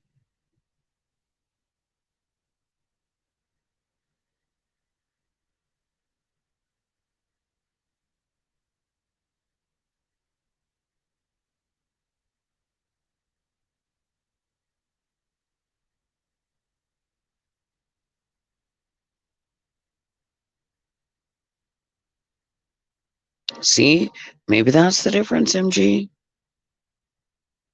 Maybe you're just not as stressed.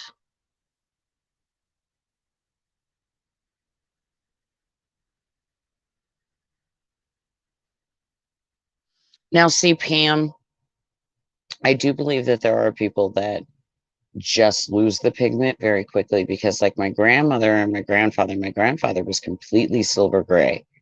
by the time he was 18 years old, and my grandmother by the time she was 23. So, you know, I do think that some people may just lose their. My father was going very, very gray by the age of 29. I'm back. Homestead life ain't So shit. that was whoa. I had to just fill up some jugs of water because homestead life ain't shit. So, you know. Yeah. Are We gotta you turn listening to me on something else? maybe. I don't. Maybe Is the this other one echoing? didn't shut down. Okay. Maybe the other one didn't shut down. There. Nope. No, it's not. But let me. Oh, hold on. Let me see if I'm set it the settings. 'Cause I Let's don't know see if I'm echoing. Nope. I had to. Okay. I had to Oh switch yeah, a phones. little bit. Hold on. I had to switch phones, and I didn't have it on headset. So that could be it. Interesting theory, MG. There could be Nope, because that is very echoey. they say that you know, like water and stuff, like, and like gray hair is a copper deficiency, and so that could be if you had like high free copper in your water, then it could probably change your hair colors. Like that's real. So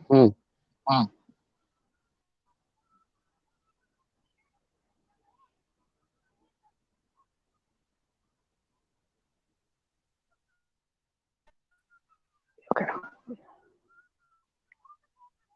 interesting. What? I mean, no. Wow, it's echoey. It's so echoey. Okay. Now it's.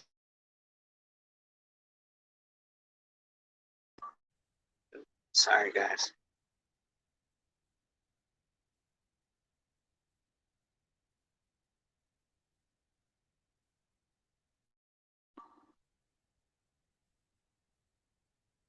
All right. We good? Can you hear me? Oh, welcome back. Yeah, for whatever reason, my Wi-Fi cut out, and now it's saying no internet, even though I literally have the box right here. But you know, it'd be like that. Homestead life ain't shit. Right. Telling you, struggle be real out here, y'all. Oh, maybe if I do that and then do that. What'd you do? Yep, that solved it. Thanks. That's amazing. Now I don't hear myself right after myself again. Oh, but I don't think I get to hear you now because you're not there. Yeah, that could be part of it too, Pam.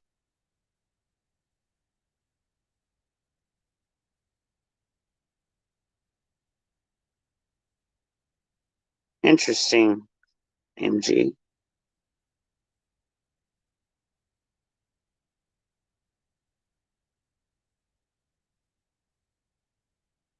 I used to shower every day. And then when I made the big move out here and such, off grid and everything, you know, pretty much bird bath and more like 2, maybe 3 times a week to shower and wash hair. And my hair had really not been gray very much. I had a couple streaks coming in here and there. But then after this accident with David, like it's gone wild gray, wild gray.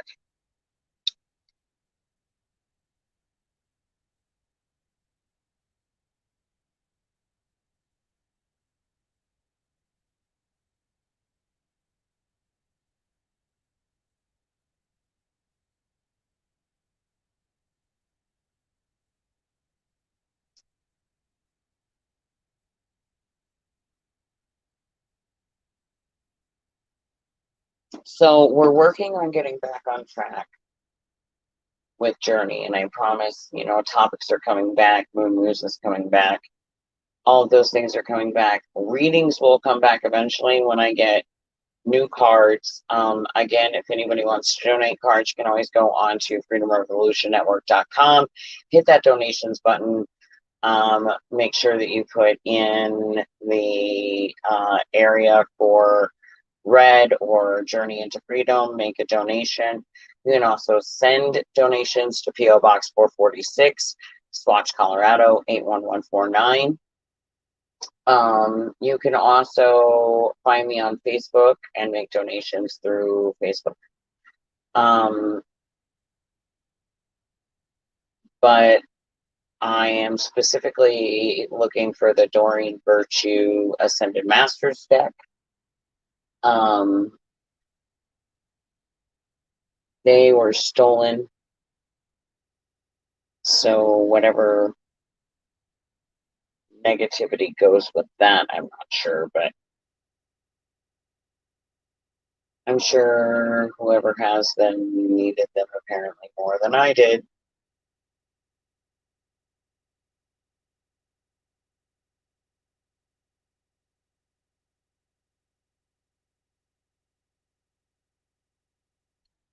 Actually, yes, I do on occasion.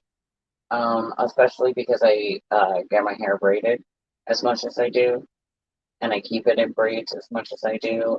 Vitamin E is one of the things that I put on my hair often when it's in braids, and I also use some good pomade that's like coconut oil and some like other really good things for the hair, and it smells amazing.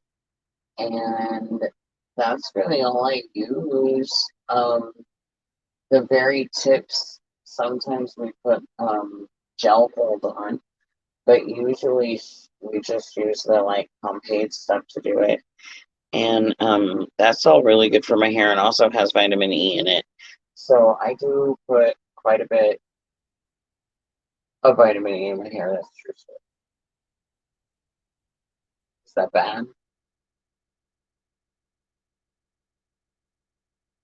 Vitamin E really helps my hair to be shiny, especially in the braids, and then it, you know, calms down any fly.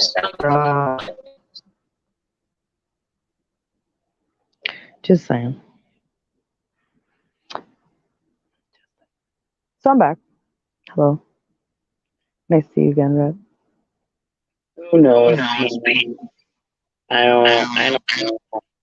I was just, you know, thinking the card readings will come back eventually when I get cards. Right. But I had just replaced my last deck that got ruined because the roots leaked on them. Homestead and shit. And then somebody stole these. So that's terrible. That sucks. well, just so everybody is aware, no good energy or karma comes from stealing somebody's personal deck. No. Ever.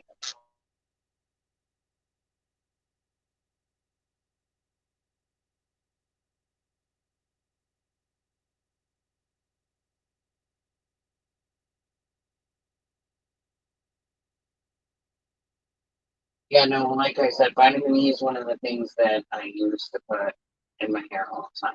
So I definitely get a good share of it. Yeah, which vitamin D is good stuff. People forget about that for like skin and hair and nails, you know. It's good stuff. Oh, he was asking if I put vitamin E in my hair ever, and I'm like, oh, actually, I use a lot because of the braids. Yeah, true. And the oil to find, and they do even sell it at the dollar store too. Yeah, That's where and I got mine. I use this new pomade that my chocolate brownie found for me. Right. And I'm allowed to call her that. Wants me to call her that, so don't get mad. Right. That's a preferred. That's a preferred pronoun. Yes. Because she says it and it's her thing and she likes it. She is mine and my other friend, Vicky, and we're all three kind of pretty close. So she says that she's uh our chocolate brownie between two scoops of vanilla. Right. Because we all food fatty. We all like food. It's Yeah, real. a lot. A lot.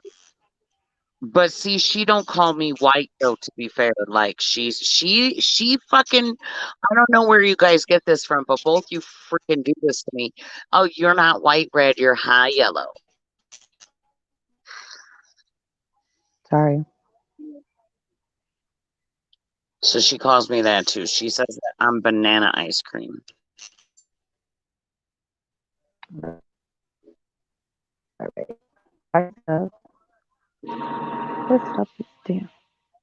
Ah. So yeah, but my chocolate brownie who does my hair, she got me this really good pomade, and it's like coconut oil and vitamin A and vitamin E and like all these other things. It's got mango in there and everything, and it smells so good. Oh my god, it smells so good. And that's what she's been using in my hair, like even to braid it instead of the gel now. Right. It worked great. Because I just took my hair out, and I haven't taken it all out. The individuals are still in the back, just the front top that was road. Oh, right. I took out, and that was in all of harvest, and I just took it out. So it's been what, 10 weeks? Right. Something like that. And I knew I had to rock this one super long because she was going in for surgery and stuff. But and even at 10 weeks, man, it still looked freaking good. Right. And I was very abusive to it. Because it was harvest. Like I was outside in the wind and the rain and the snow and the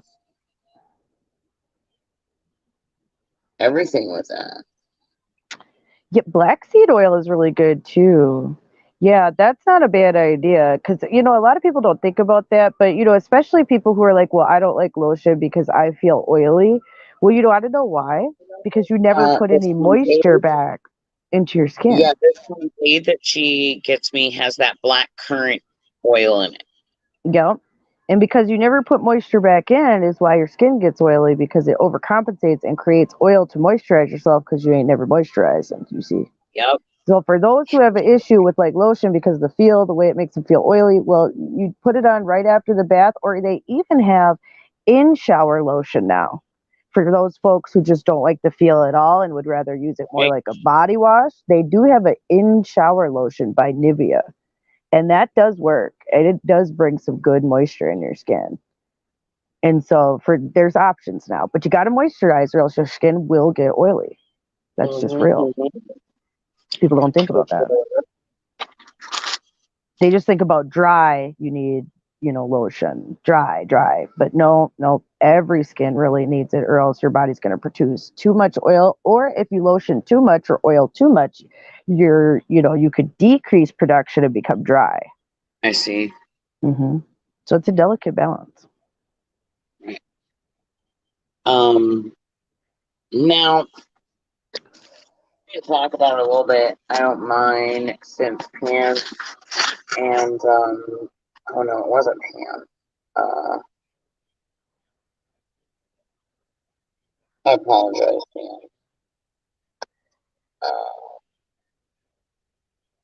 G was here earlier. It was Lee. Lee was bringing up some ideas about like aliens and other planets and stuff. So just to go over some known, I'm gonna go ahead and say facts as we know them. I think that's the fair way to put it, right? Right. So President Eisenhower commissioned the group, and it was called Jason Scholars. They were the secret society. They researched everything to get to truth of aliens. They formed another group that was 12 men by NCS Memo 5410 and then Memo 5411. Another memo to cover these first two was 5412-1 and 5412-2. And then March 1955 to November 1955 was when they claimed that things were done, but it was really written in 1954. And at this time, there were lectures that William Cooper was doing. And William Cooper said that we would not make it to the year 2000. Right. And at the time I wrote this, guys, to tell you how old this research is, we were in 2017, approaching 2018. Were we really? Wow. So this is some like this is some vintage. This original research I'm reading to you guys right now. It's so weird to look at everything with 2020 eyes now. You know what I mean? Because like now we're in it, you know, a lot of the stuff we reported on, people thought we were crazy for even bringing up, like controlling our every moves, having digital passports to move and function, you know, having to show your vaccination records and all this shit, you know, shit we just never thought we'd see. Right, because William Cooper was saying that we weren't going to make it to the year 2000. And what I had written back then is, and here we are in 2017 approaching 2018. So now what I have to say is here we are in 2020 approaching 2021. Right. So info again, correct, yet a release of discrediting disinformation. It's very common tactics that are used to make these witnesses or whistleblowers deemed lunatics, conspiracists. Yep. Trying to dupe the average person. Winston Churchill said we were moving against our will. Right. To a great catastrophe. Ronald Reagan, October 18th, 1983. Thomas Bind meeting. Look back at the ancient prophets in the Old Testament times. Speaking of Armageddon, he shows signs then. He confirms alien craft crashing and bodies in two specific areas in Mexico. Roswell, in Roswell, Mexico. They'll die to keep these secrets hidden because they contained body parts, human, on the ships, in crafts, unharmed, unable to tell where power came from, except seemed to be maybe water powered, not magnetic powered like we've been told. And that using water would not have, using water as conductors, but that would not have been known about in the technology then in his field or classification. So at the time that William Cooper was saying this stuff, those wouldn't have been known technical possibilities. Right. Now, Project Blue Book mentions a cover-up of Project Pounce and Project Pluto. Go to December 9th, 1947. Truman, U.S. Senate was included, and the Secretary of State.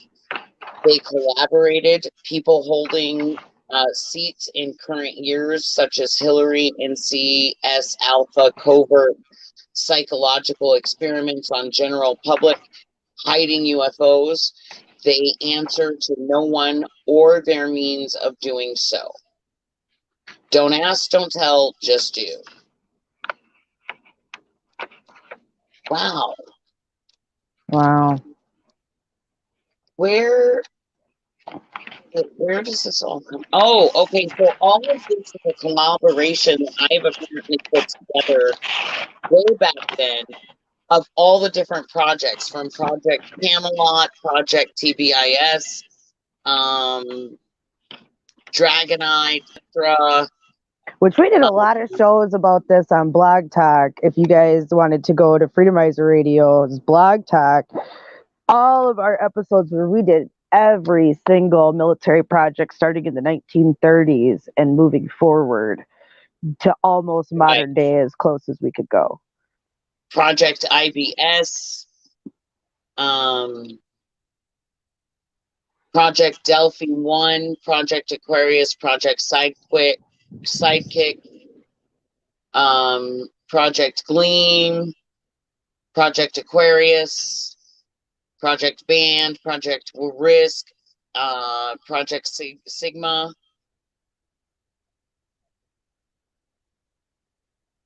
and eventually leading to Project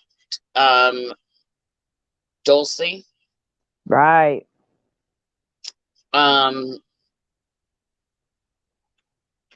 So this is like a conglomeration that I have put together of all of this to give you more of an understanding of why it kind of seems to mix all together.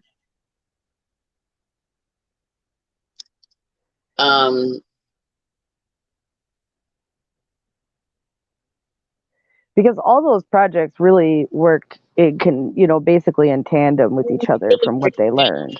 And I have it kind of written down, such as, Project IBS was the abduction of 42 infants inseminated with ET-DNA to advance research of AI to assist in unlocking scribes of given technology by ETs, very into the connected projects, connected to Project Looking Glass, a composite system to modify time and space and manipulate gravitational fields so that they can bend time and space to be used for observation in other dimensions. Dan Burstich and Bill Hamilton, LGP whistleblowers for Project Aquarius, which led to Project Delphi 1, which then became Project Sidekick, which then became Project Gleam in 1953, and then Project Gleam turned into Project Aquarius in 1966. That good old name change switch all over.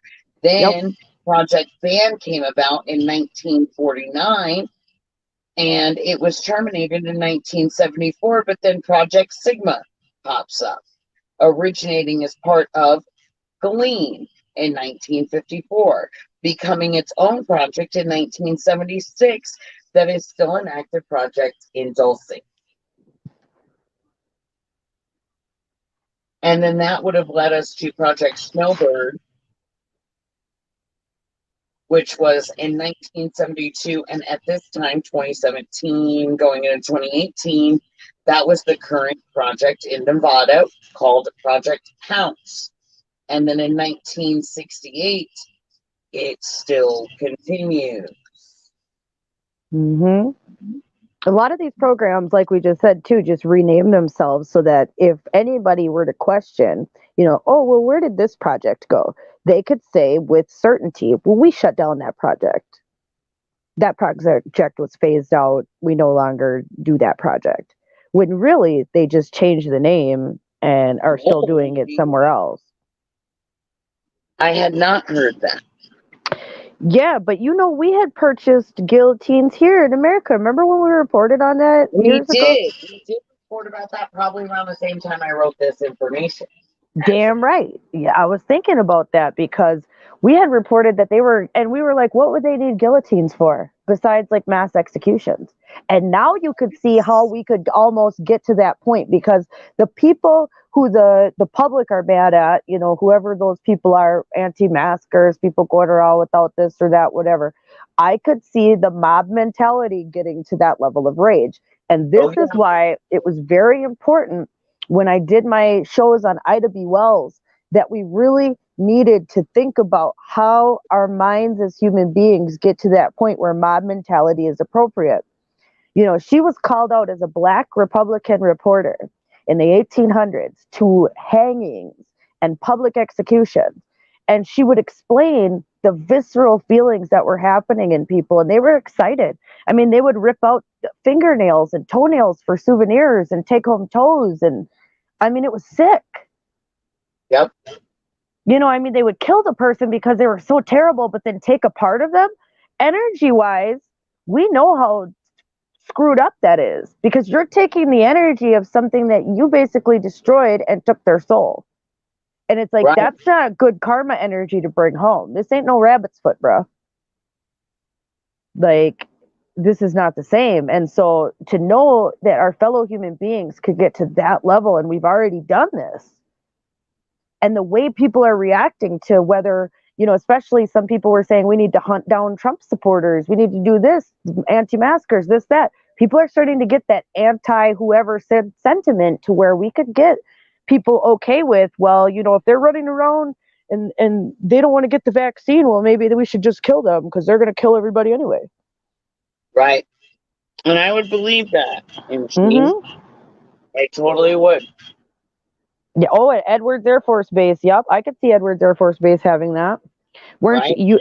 Didn't? Isn't that where you live, G? No. Isn't Edwards in California though? MGTOW can tell us, but I think Edwards Air Force Base is in California. I don't know. Like, if I'm not mistaken, I do believe that's where it is. Okay, so no one at the top was to know of anything unless finished and successful. This is the president. Oh, this is so that the president has a buffer to the true state of affairs to prevent collapse of our government. What we call plausible deniability. Right.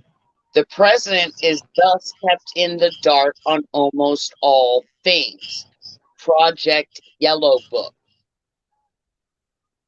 Aliens can disappear right through walls. Since EBE ate a secreted waste, much like a plant. Oh, Edwards might be up here in North Dakota. When he that might be the missile silo. But continue. After 3 years of captivity, a botanist was called Dr. Mendoza in 1952. And we called for help from EBE. For anybody who doesn't know who EBE is, EBE was the alien that they supposedly had in their custody alive. November 4th, 1952, Project Sigma. NSA exempts itself from all laws unless specifically mentioned in other words, and there's no answers. Money is where power resides, and the Bilderbergers and the Bilderbergers UN 2252 international joke, or is known as an international joke.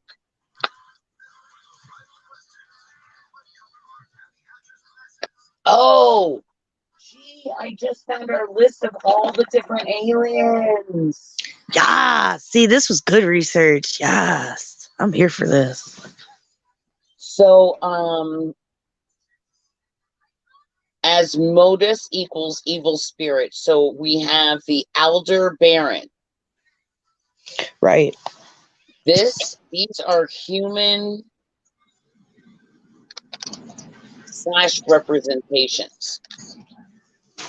Then we have the Adoniking, or the Andromedians. The Andromedans. The Andromedans. They're human. Right. Then you have Antarians.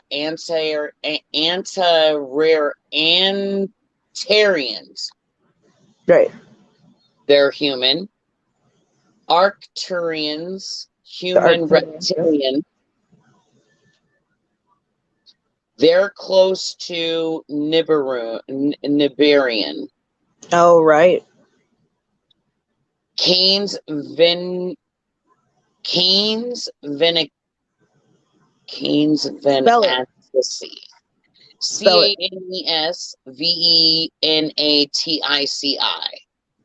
Casbenetic? They're reptoid reptilian benevolent. Right. Then there's the capelians. Oh, look, I didn't mention this. I've even broken it down into capelians, which are reptilians, which are neutral now, but they are a combination of the Celian plus Azetios. Then there's the Cassiopeans. They're intellectual aquatics. Right. And they come from the Cassiopeia star formations. And then there's the Syakar. They're reptilian. Then there's the Cygnus alpha, human aquatic bird.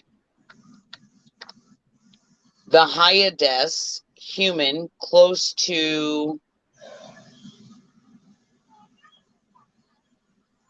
Gerberian.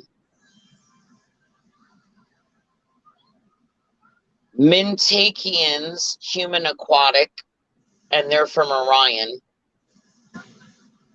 Mizarians, human. Nibiruian or Anunnaki. Nope, the Anunnaki. Yep. It's make a note of that for all of our Nibiru people in here who follow Planet X and or Nibiru, whatever you want to believe. Note how in our research when we broke it down, like who were the Nibirians, they end up being or the Anunnaki, which we know the Anunnaki also in some people's belief are the Nephilim. And we need to have Gary back on because we need Gary back on. We also have this broken down into the Nobia equals the servants of the temple, and it equals the number 372. That's significant to these groups. Right. And they're human reptilian. And then we have Orion, which is also human reptilian, and they are Onus plus Cal Amolius, and they are minus or equal 725. Pictorans, animal, human, Yeti, Sasquatch. Right, which we thought was interesting too, that there was a breakdown for these things. So it's like, could they be more of an apparition for people? Why we don't see them all the time? Because they have extraterrestrial capabilities, you know? Then we have them broke down even more into Pyrrha and the number 700. Right. Then there are the Palladians. Yep. Humans. We have them broken down into Phales, equals servants of the temple, which equals 139. Right. And these are like activation code numbers for these groups. Right. Procyon, they're humans. EB, which is the one that they had in their care, is a RTICULIANS.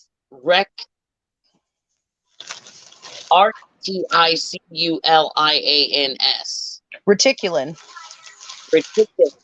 And they are reptile, and they're from planet ZT. Sagittaria, human feline. Right. Which that creeps me out just to hear that again, because you know it was on TV last night, G. The movie Skinwalkers.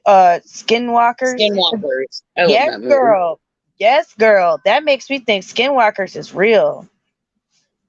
Just saying. Right. I'm just saying. Some shape-shifting cat people. That sounds about right.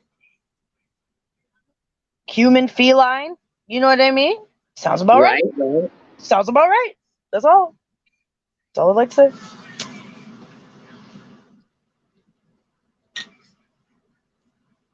Yeah, for real, for real. For real though. So then we had Syrians, human, reptilian, aquatic. Tacetians, human. Vega Lyrians. Yep, Bagaliarians. We have Draconians, The Dracos. which are And when we used to reptilians. have, and when we used to have Jermaine on, Jermaine used to break down the Dracos and the all the different hierarchies of that Ooh.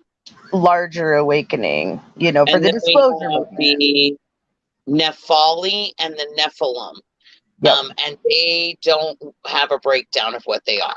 Right. And some Now, people believe Anunnaki are Nephilim, but in this particular case, we have found that Anunnaki and Nephilim are different. right. They are. Now, I just found the Dulcians. Right.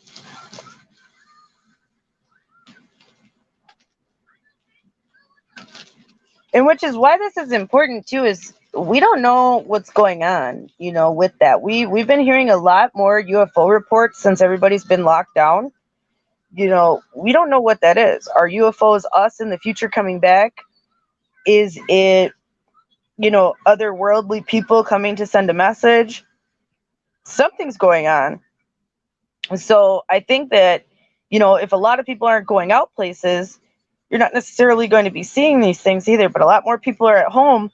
But I doubt those people at home are going out to look up in the air.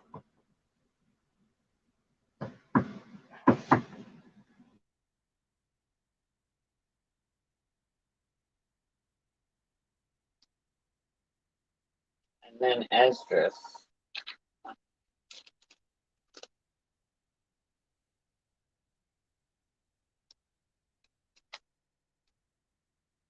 Wow, this is all like the shows that we did pretty much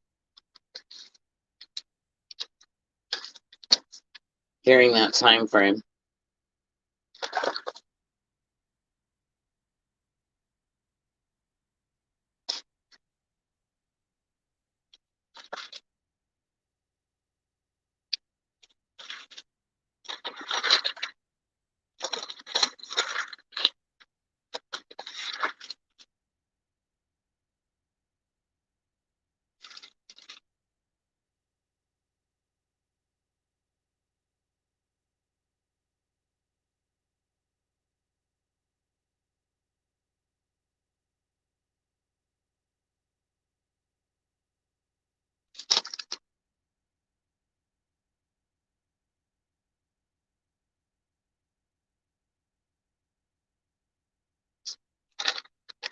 Wow, I just found all them cases that we found of like alien stuff. Like 2012, Jacksonville, Florida.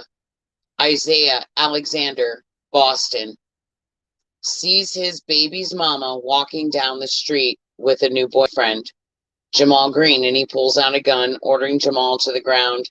Jamal tried to flee. Isaiah unloads 3 shots in Jamal's back, killing him.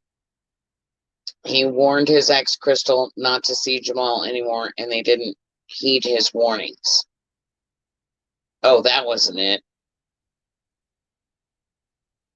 Oh, that was our research that we did on all of the killings that were happening.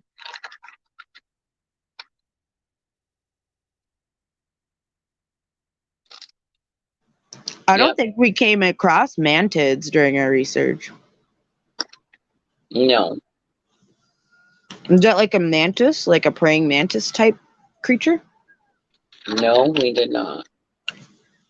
Because that sounds like what that is. I mean, maybe, I don't know, Migtol will tell us, but I'm glad you know what, Red, you didn't know this, but Casimiro's mom was in the hospital with COVID, and she just got out of the hospital tonight, so I'm so glad to hear that. Oh, that's awesome. Isn't it? He was worried about her, and I'm really glad. Oh, here we go. Here's one of the ones that we found. 2012, Elizabeth Murray calls her husband. He rushes home. He finds her in intense emotional state. The husband takes Elizabeth to the ER, and the doctor says she was not drugged nor raped, but had a large burn on her shoulder. Husband finds similar burn marks on in the backyard and on a tree. Elizabeth saw a hypnotist specializing in regression. She recalled a most terrifying abduction by ETs. She recalled experiments and the trauma of releasing these memories made her take her own life. Right. Oh, so it is a praying mantis type. Ooh. Is it a hybrid? Is it just a praying mantis, or is it human? Because in a lot of our research, we found out through certain groups that they're either hybrids or human hybrids. And this is why we have a hard time recognizing them, like in the general public or even just for identification purposes, because they have a human element. Right. Like the tall whites, the Nordic looking folks, all that. The ones that aren't really aliens, but are our own government that make themselves appear that way. Mm-hmm. Absolutely, because they've had contact and they have the files to know what they look like. So then it makes everyday average people think that it exists, They put them in military bases, Exactly. Mm-hmm.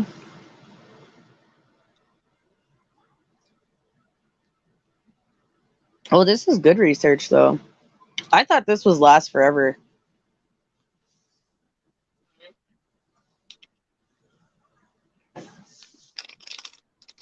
Because to be honest, a lot of times we sat and did research and you would write it down, but I wouldn't necessarily always,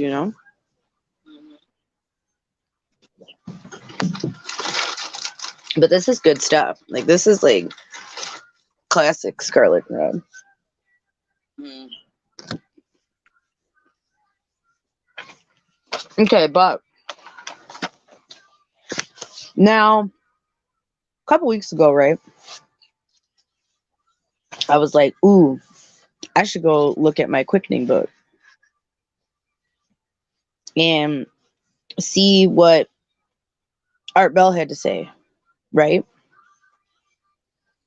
Because I was like, every time I've come back to this book, there's just parts of it that, kind of hit on point. Because he wrote it as like looking towards the future, right? Like today's trends, tomorrow's world is what he called it, right? Right. And he wrote this book, I believe around 95. Maybe not, maybe later than 95. I don't know. Let's just say 95. Okay. And here's the deal. So I read that he has a chapter on disease and famine that I was like, holy shit, right? And it just made me think because, Art Bell is like the king of talking about, aliens, alien beings, and, all these things. Of which a lot of these projects that we've been talking about have been set up to basically look into, the greater world, right? But one thing that really bothered me when I read this was the way that he talked about disease, right? And it was interesting because he talked about viruses, right? And he talks about, in America, the general public has predominantly been oblivious in the last 50 years to pandemic global diseases, let alone an epidemic. What was there to worry about? We had every confidence that the gurus of medicine had an answer to big problems, right? In a vial or syringe. As for symptoms of the common cold, that doesn't kill you. Well, now it does. And the advice is plentiful from others everywhere on how to cure this malady. But pleasant as the notion of control over disease may be, it is a delusion in our world today. Scientists are puzzled by the many new viruses such as Hanta and Ebola and mutations of viruses and bacteria emerging, some we thought had conquered 20 or 30 years ago. Medical science is stunned by the reemergence of so-called old diseases that we thought merely were a part of history. In the last 10 to 15 years, pandemic diseases are resurfacing even in the Western world. Cholera, diphtheria, malaria, tuberculosis, and yes, even bubonic plague are coming back, carving inroads into our smug confidence in survival. Only now it's not easy to beat them back. Many of the miracle drugs that worked in the past are failing us now. With the growing world population encroaching on undeveloped areas that harbor these unleashed monsters, the increased world travel and sexual promiscuity fostered by the 1960s. Anyone can and will be susceptible. Our fate as a species is more precarious now than ever. Microbes, a shorter word for microscopic organisms such as viruses, bacteria, and parasites, existed long before man, and it is entirely possible that they may outlast us. What are exactly microbes? Ironically, microbes are an integral part of the ecosystem. They are as vital to life as water, oxygen, and the sun. Many microbes are capable of killing other creatures and in fact seem to serve no other purpose but destruction. However, many more microbes are critical for the survival of our species and even our own. Without certain type of microbes, we would die. And they talk about basically like, bacteria, and they talk about Black Death, which was the bubonic plague, as people knew. And it was caused by, a bacteria.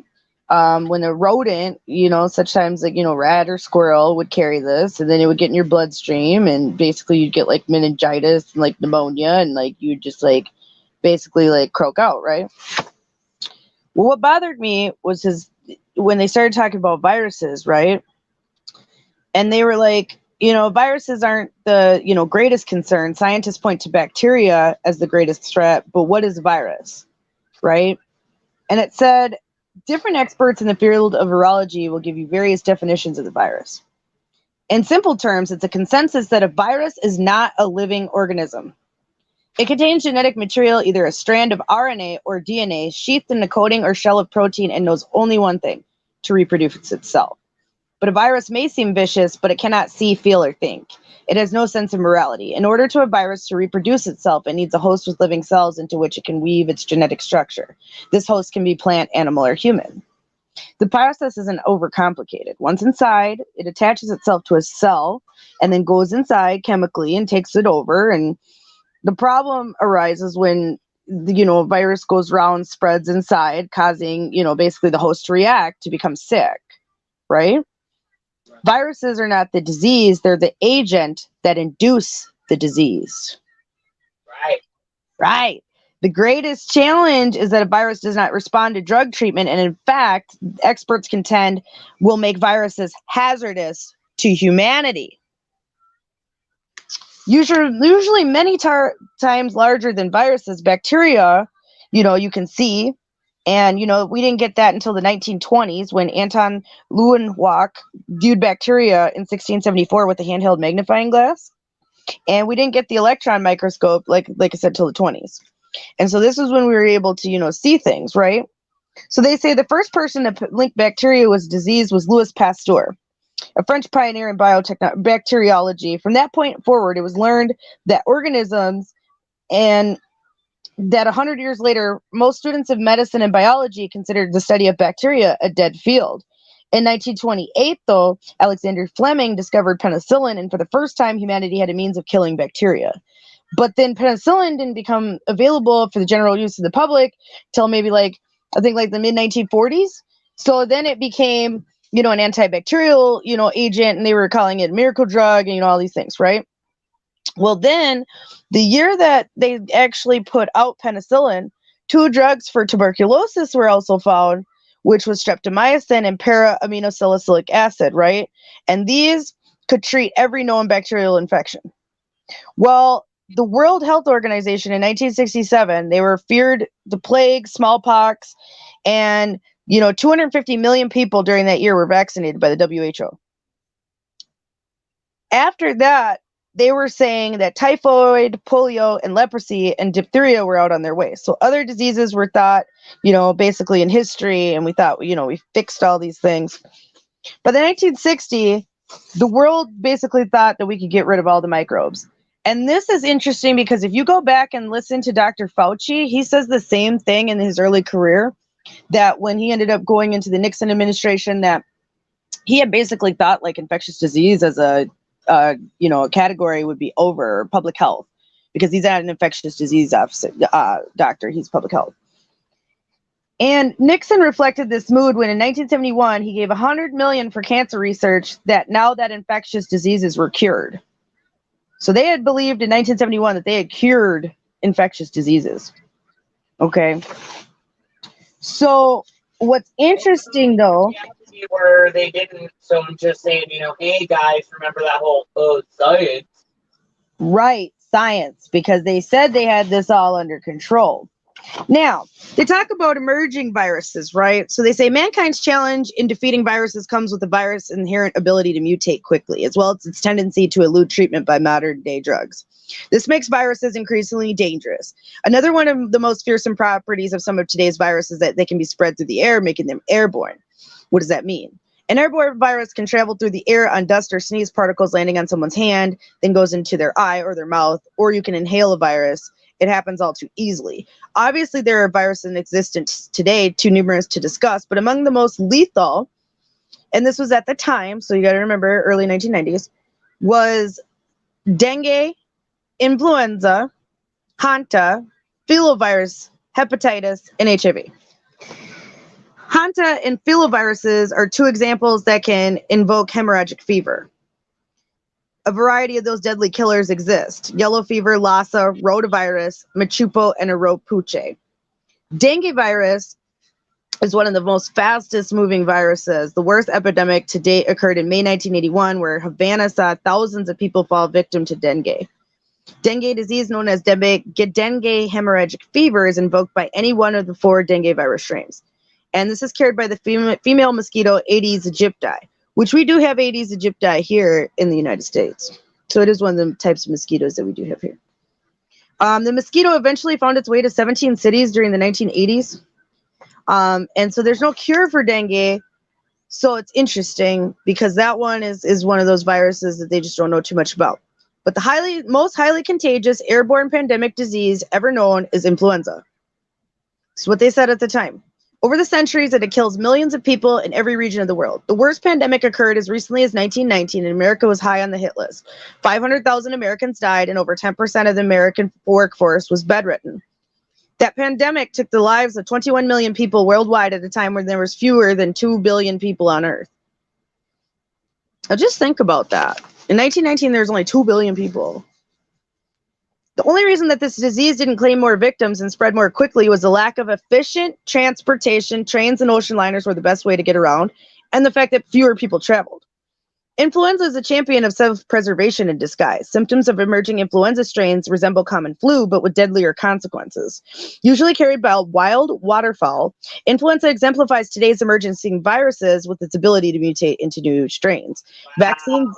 Back then, they believed it was carried by waterfowl. Isn't that interesting? So it's like wild birds is how we're getting the flu. And they're like, oh, flu season. But it's like, oh, what happens in the right about the wintertime? Oh, all the birds leave. Oh. And then all the birds stop off in other areas as they go to their winter spot. Oh. Just saying. They say vaccines exist, but in the face of changes of the influenza virus, they're losing their effectiveness. With its overpopulated cities, it's no surprise that China is one of the common regions of which the new influenza strains have emerged. Today, the world waits expectantly for the next major influenza pandemic. Based on historical precedents, the medical community is aware that the world is actually overdue for an influenza outbreak of major proportions. Once it starts, it's theoretically possible to develop as a vaccine and immunize millions, but it could take up to 6 months for pharmaceutical companies to produce and distribute enough of the vaccine for the world's vast populations, which most likely means people in the Western world will not suffer as much as people in third world and underdeveloped countries. But all it takes is one person hopping on a plane to get the whole influenza virus rolling through the whole world. Billions of people would die, and very quickly. Even Art Bell knew that you needed to stop the planes. And what is one of the things we said in the beginning, in January? Stop the damn planes. Because they've been testing on all types of viruses. Viruses they even get from space. Okay? Viruses they even get from space. They've been testing on these things, and they know that they just don't go away that easy. right? And so that's the part that really bothers me, because they've done all this, you know, research, right? And they see, like, and even then they foresaw that this was coming, right? They foresaw that, even, you know, he even said venereal diseases would increase. Yep. You know, like, that they knew that this was then, just because of the way that people were reacting and acting, because they're not thinking about using protection or doing anything, you know.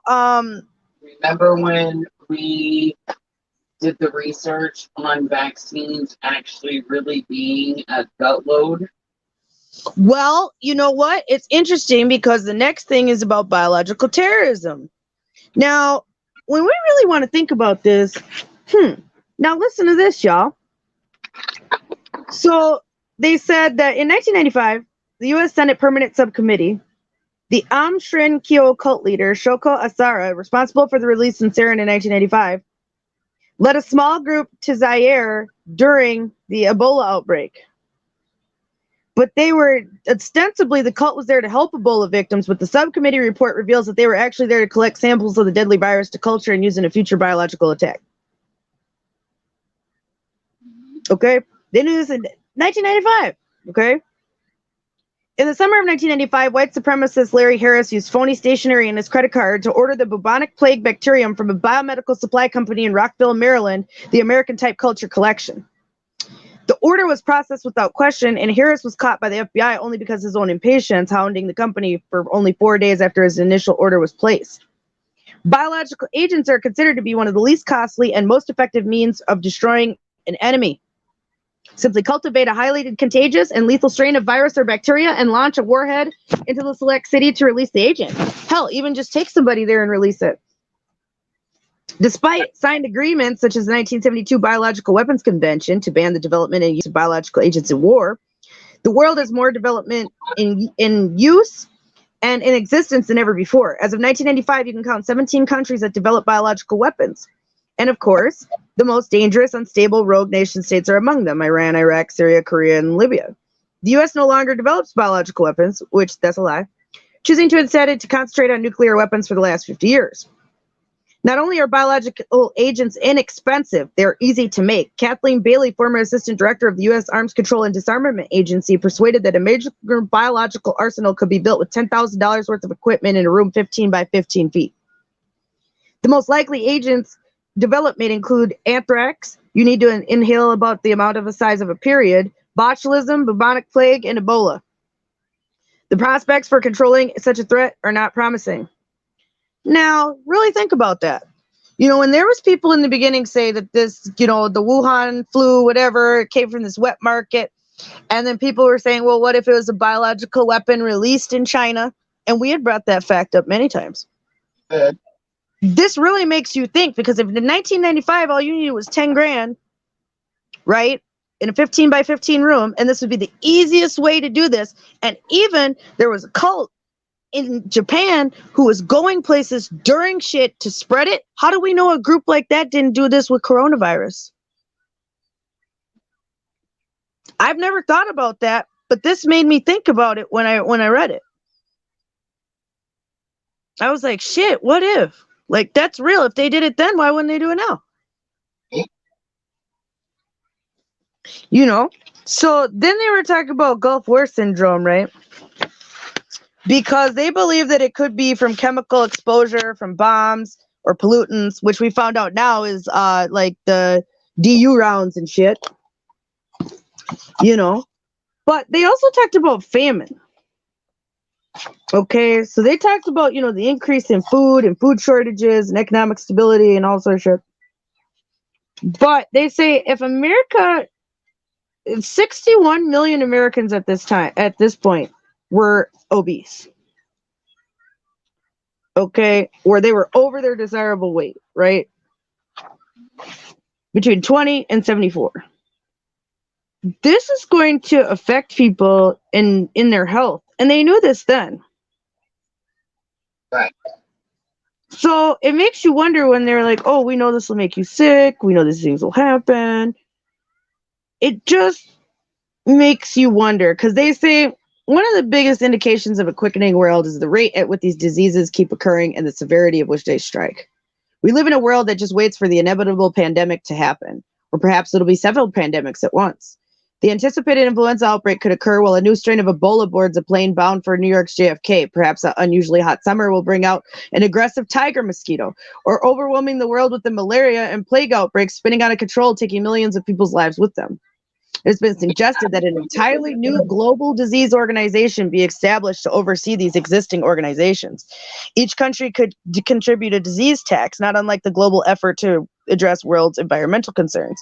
That global fund and special medical forces would be trained in to deal with world medical crisis. But then someone will still have to find vaccines for newly emergent diseases which very likely elude cures. With our increasing population, the problem of disease looms with an even larger, fearsome reminder that we are not in control. Well, that brings a new thought to mind, like what the murder hornets bring. Right.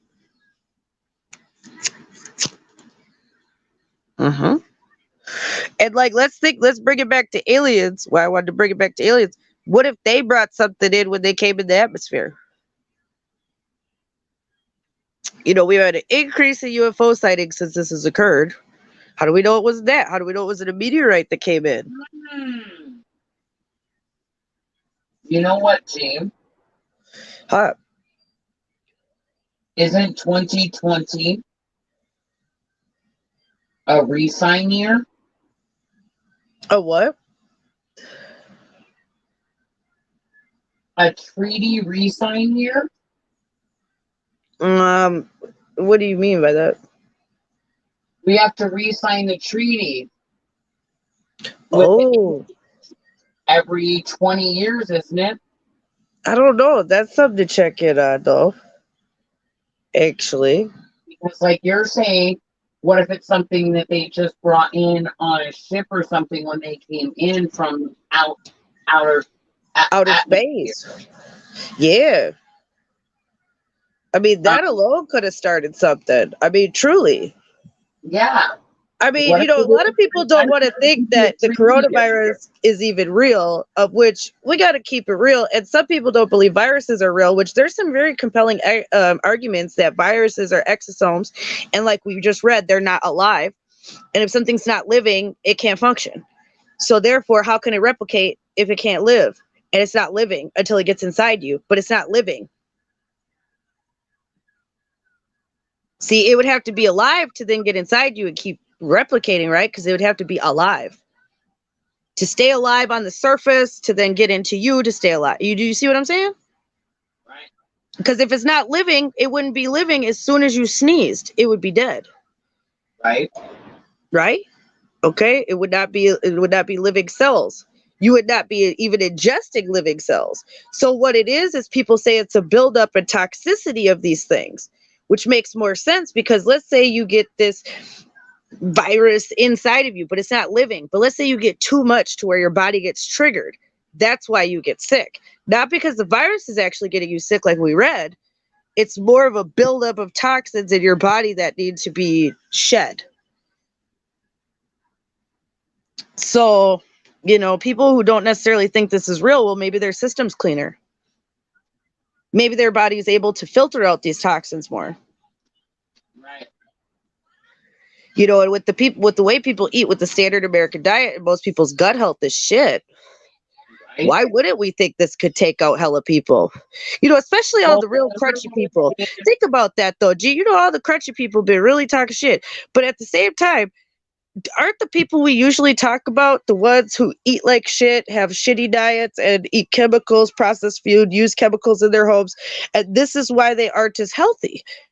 This is why their body cannot handle viral load, because their body is so run down from all the chemicals, food, and bullshit that they're around and eat that they can't process out any more toxins. Their body is toxic.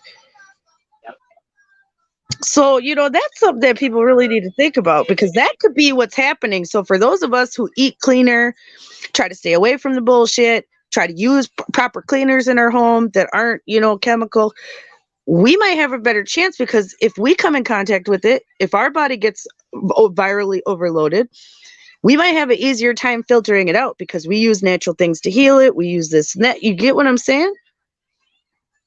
Where these people would probably pop a Tylenol and lay down, and that's not going to help you. Because now you've already affected your fever, which affects your body's immune response, which affects how you actually heal from it. You know, they say you can be sicker 2 more days on average taking Tylenol during a fever. So if you take Tylenol to try to break that fever, you could be sick for 2 more days. Compared to not breaking the fever and just letting the fever run its course. Now, obviously, if somebody's getting delirious or hallucinating during the fever, you might want to try to use techniques to bring the fever down. But other than that, you really just kind of want to sweat it out, so to speak. Like they used to say, there was a reason for that, because I think that the old people realized that you could sweat out the toxins.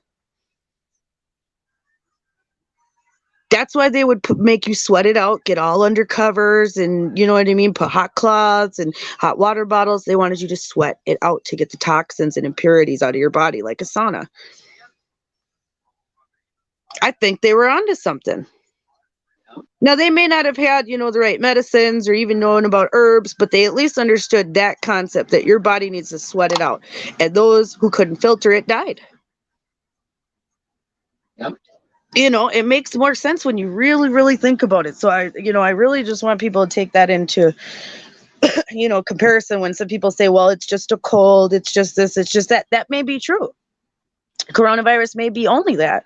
But if their body is already at a super toxic load, they can't take much more going in. And a lot of old people who have dementia and all this, we believe that that's a heavy metal toxicity poisoning problem. And so if they're getting this virus, of which is replicating in their body and creates, you know, systemic dysfunction, and they already have high systemic dysfunction, well, what do people think is going to happen? It's Well, like, you know, it's like putting more weight on a scale. The one scale is going to go down in your favor. You know? Remember when we did What? the research finding out that a lot of the benevolence. And I wonder what the military is doing for experiments on this. You think the military's got people in these bases that we researched, you know, making them coronavirus guinea pigs? I don't know, but Because you know what I mean? We know that they used to, like, especially trap people in Dulce and then try to chimera them and shit. right. You know, I just wonder if they're playing with coronavirus in some of these government bio-level labs, you know? I mean, you know, for scientists, they would think this is the shit of a lifetime. You know what I mean? They'd be like, oh, new virus. So I don't know. It just makes you wonder. Yeah, like leech therapy, you know, and that's why it still works to this day. And, you know, bee venom ends up being an antidote more than a toxin, even though it is a toxin, but it's a toxin that helps clear out other toxins. And so that's why even bee venom therapy works. Right. You see what I mean? So it's like, this makes sense, you know? Well, remember when we did our research and we found out that the reptilians especially need a lot of metal? Mm-hmm. And we did that research that led to the idea that vaccines were really created with the heavy metals and toxins in them, because that is like a, you know what? They're It's like like priming us to feed. for reptiles. Yeah, they're like finishing us off. You know, it's like, you know how you finish a hog or you finish an animal and then you butcher them? That's what it is. They're finishing us. They're getting us primed and ready. It's like Right. tasty marinade. And that's very possible because, yeah, we did think that, because our theory is that the reason why they want us humans to have vaccines, and why vaccines came really into play after the 1930s and 40s, when they would have had all these meetings with higher ETs, with Truman. And signing the treaties. Yes. Then sign these treaties that then, you know, the U.S. ended up backing out of, and then some groups don't fuck with us no more because of the way the president interacted with these extraterrestrial beings.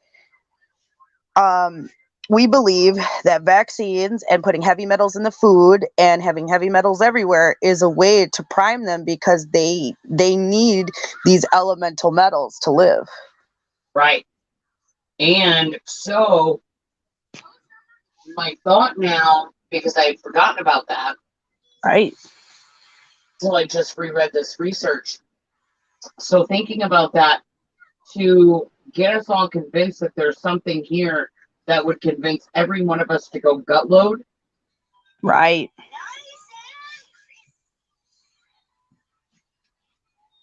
Gut load, and for anyone who's unaware, gut load is a terminology for, like, she's explaining, like, preparing something, like there's certain animals, like, it's good to feed them a Like I was particular saying, like pigs and cows, you finish them the last few weeks on different feed than you feed them before, and that helps finish their flavor and makes them plump out. And right.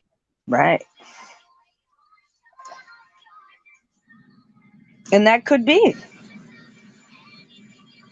And especially with this new RNA vaccine, that could just change our whole bodily functions. That's what I'm very concerned about, them being so gung-ho about. This is an mRNA vaccine. This changes our DNA, which means to me, they have already went through the genome project and figured out what this can do. Yep. Because why else would they put this out not knowing what it could do? I don't think they're that stupid to be like, oh, we don't know what it's going to do. No, they know damn well what it's going to do. We just don't know what it's going to do. They know damn well, they just don't want us to.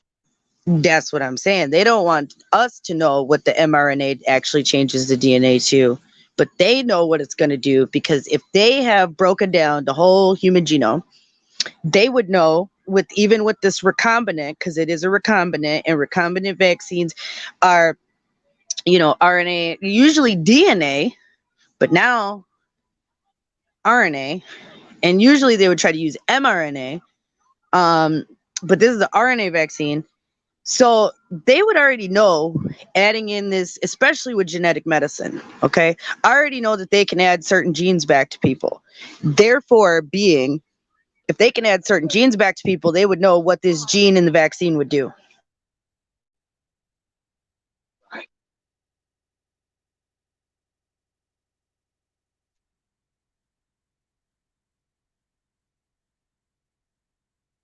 Well, what went along with that research was that we were also told that there was going to be an alien like takeover, mock alien takeover, like that would be mostly holographic and stuff. Now,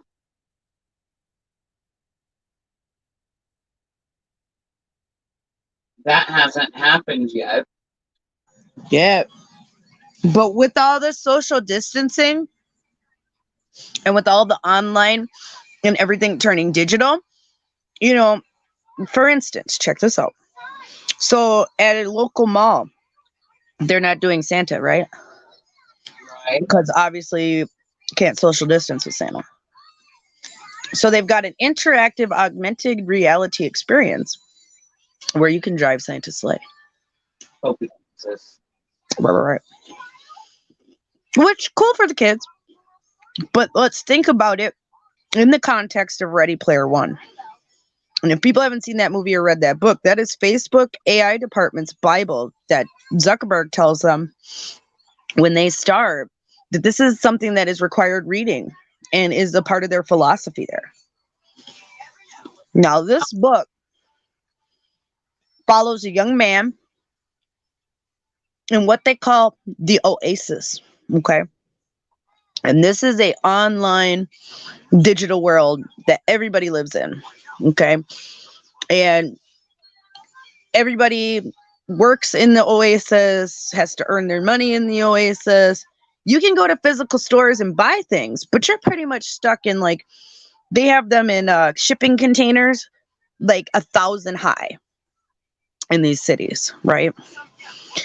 And eventually, he gets immersed where, you have to live your whole life and you make all your money in there. So if you're not doing like these games or, his mom was like an exotic dancer online or whatever, you don't make these coins in the online world to then spend at the stores. So there was no money. And the way that they're setting us up right now, and now putting everybody online, getting people used to experiences, augmented reality. We're getting closer to being in Ready Player One every day and putting ourselves in an augmented reality situation where people aren't going to know what's real and what's not, because everything's going to be merged. And Was that's that with where, Gerard Butler? huh? Was that with Gerard Butler? I think Gerard Butler was in Ready Player One. He wasn't like the main character, but he was like a side character, but I'm not sure. Hold on, let me go look up Ready Player One. Because they had a younger unknown kid. Okay, and that might be on Prime. You might want to check that out because it might be on that. Okay, let's see. Ready Player One. And they're coming out with Ready Player Two, y'all. So, because in this movie, it's more about a game in a universe, but that this guy created called the Oasis. But people find, basically the planet's on chaos and about to collapse, and you know what I mean. Let's see. So the cast was, no, I don't think he was in it because there was a lot of unknown people, and it was done by Steven Spielberg. They had $175 million budget. But I don't think it was in. Ty Sheridan, Olivia Cook, Ben Mendelsohn, Lena Waithe, T.J. Miller, Simon Pegg, Mark Rylance, Philip Zhao. No, doesn't look like it. And it was good though. Like that's a really good movie. Very similar to like what you're talking about. Right. And this was a book though that came out of earlier. I think it was like mid 2000s, a 2011 science fiction novel by Ernest Cline. It's based on the book. But also what reminds me similar of Ready Player One is also Tron. Tron would be very similar to Ready Player One in some ways. And that's what they're getting people ready for. So let's think about it. If they're getting us immersed in these AI worlds, how easy would it then to pull one of these like alien holographic experiences that people might actually believe is real? Especially when they probably will start doing these holograph concerts and stuff where you could have like holographs in your home. Right. I bet you they're going to start making like a personal holograph, like a projector that you could use that then brings the hologram into your home. Then when we get to that level, because it's getting that level, because everything's being digitized and brought into the Internet of Things. People forget about the Internet of Things. Y'all, this is what I told y'all about 2 years ago when we were talking about Mobile World Congress and other groups that were meeting at the time who were saying we need to plug every single device, everything, every person into the Internet of Things and get this AI to learn. And now they've got everybody online doing all the things, all the connected. They even want to connect these vaccine passports. And that's when I had first heard about this idea, was during Mobile World Congress, talking about the Internet of Things. Because they said big medical data will be the #1 new fucking industry. And this was 2 years ago. Now we got coronavirus. I don't find that a coincidence that they were getting all these tech companies ready to go into big medical data and big medical data like processing on a global scale. And I was wondering how they were going to get everybody to start doing that, on a quick basis. But now it makes sense with this. It made more sense that it might take 10 years to take over the market. This shows how they doubled down on the market quickly. And so this was a big issue. So if people don't know, especially about groups like Hanson Robotics with Hans and Sophia, they were at Mobile World Congress. This is a group that meets that is similar to like World Economic Forum or Bilderberg Group, but it doesn't necessarily have the nefarious crowd there necessarily. This has the leaders in tech and business, finance, going to, especially like Mobile World Congress. This is a lot of your phone providers, smartphone people, Samsung, you know, T-Mobile, all of those Right. people are there at Mobile World Congress. And that's who's there. So it's like a cell phone tech conference. But this is what they were talking about 2 years ago at Mobile World Congress, was plugging everybody into the Internet of Things using big medical data. And here we are. And everybody should be frightened, because this is actually serious. Once we get stuck in this cloud, you don't get out. That's it. The web of things that they will have reach on and the learning potential of the AI that they have will be infinite. And these people are dumb enough to put AI in control. So then we could have AI fueling decisions because nobody can actually process this data fast enough, but AI can. So that's where I think everybody should start getting concerned, because that's when I think we get like the real Project Bluebeam. Because they remember Princeton eggs. Remember when we talked about the Princeton eggs experiment? Mm-hmm.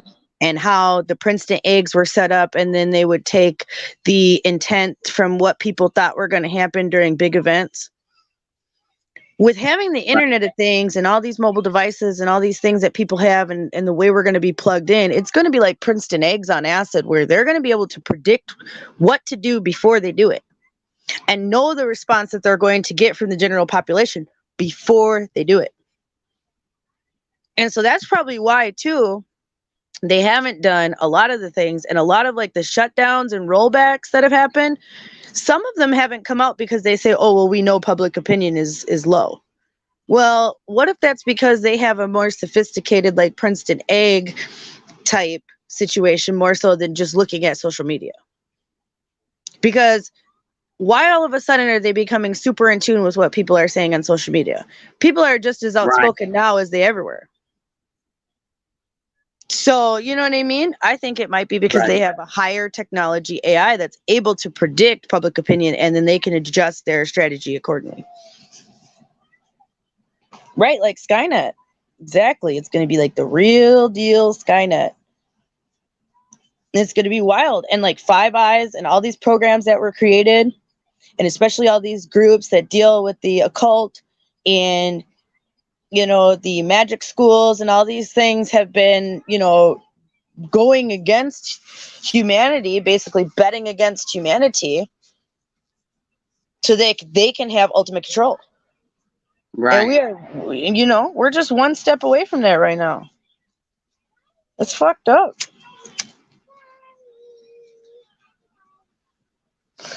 I'm just very concerned because a lot of shit is clicking in my head at this point in time. And I don't know how we wake up the general public. And I don't know how we get ourselves out of this, because this was the one thing that you and I, when we signed up to do what we're doing, we were 1,000% against the New World Order. And here we are in it. And I would have never thought it would be 5 years. I thought at least 10 years before they pulled some shit like this. But we knew they were behind. And we knew they were going to have to pull something grand out of their ass to get everybody in compliance and in line. Because look, you guys, we're less than 60 days away from 2021, Agenda 21. And we live in Agenda 21, y'all.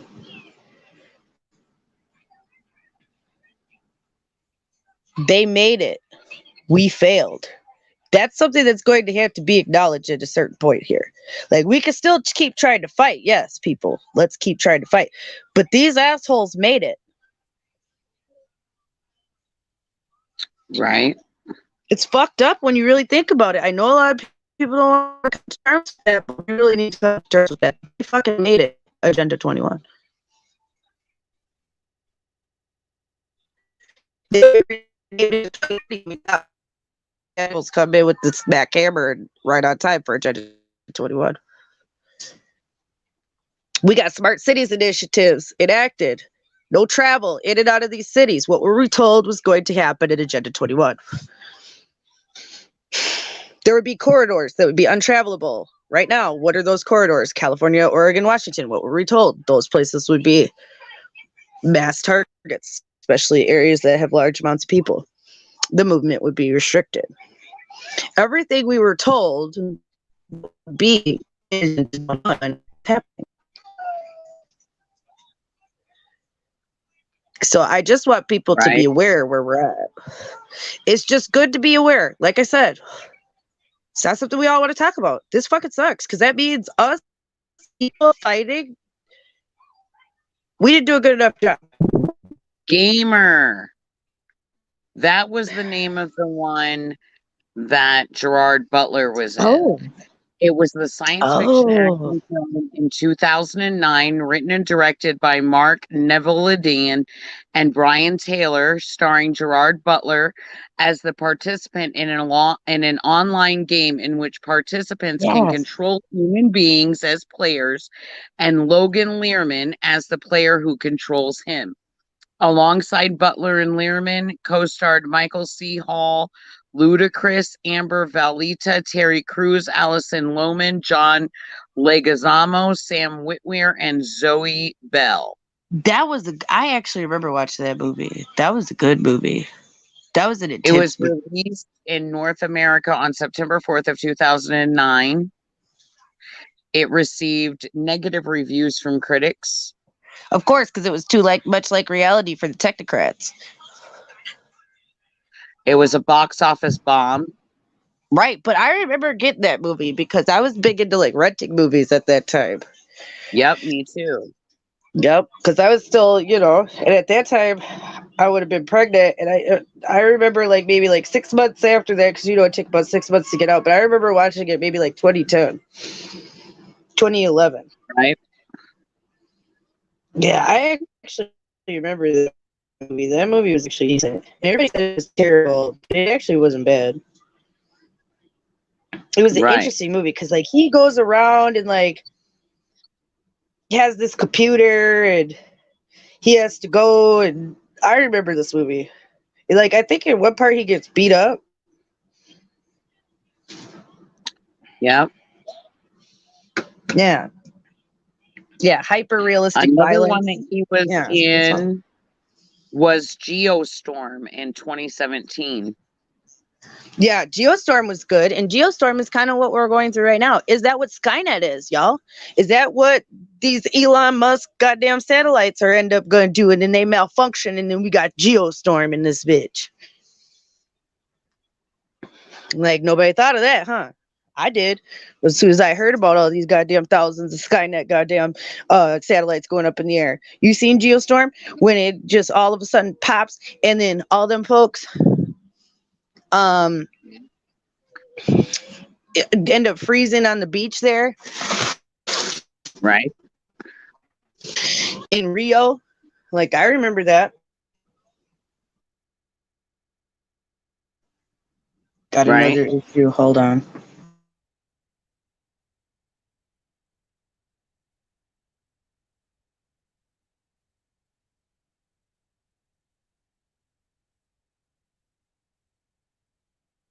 Yeah, there was a lot that we did research into back then.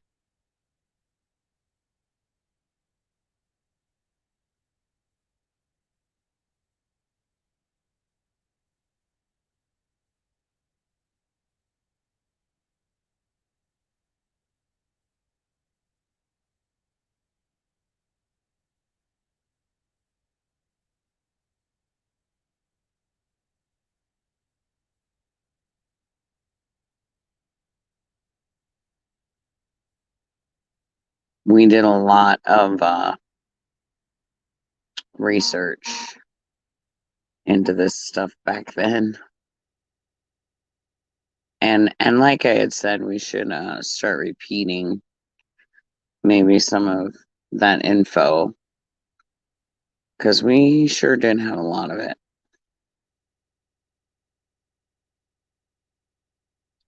And maybe I'll start doing that a little bit.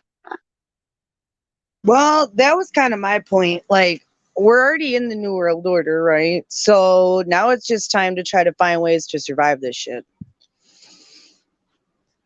Because, I mean, yeah, we got a group of people who are ready to fight, but is that really going to change the majority of the population? We already know Right. that the country is extremely divided, Right.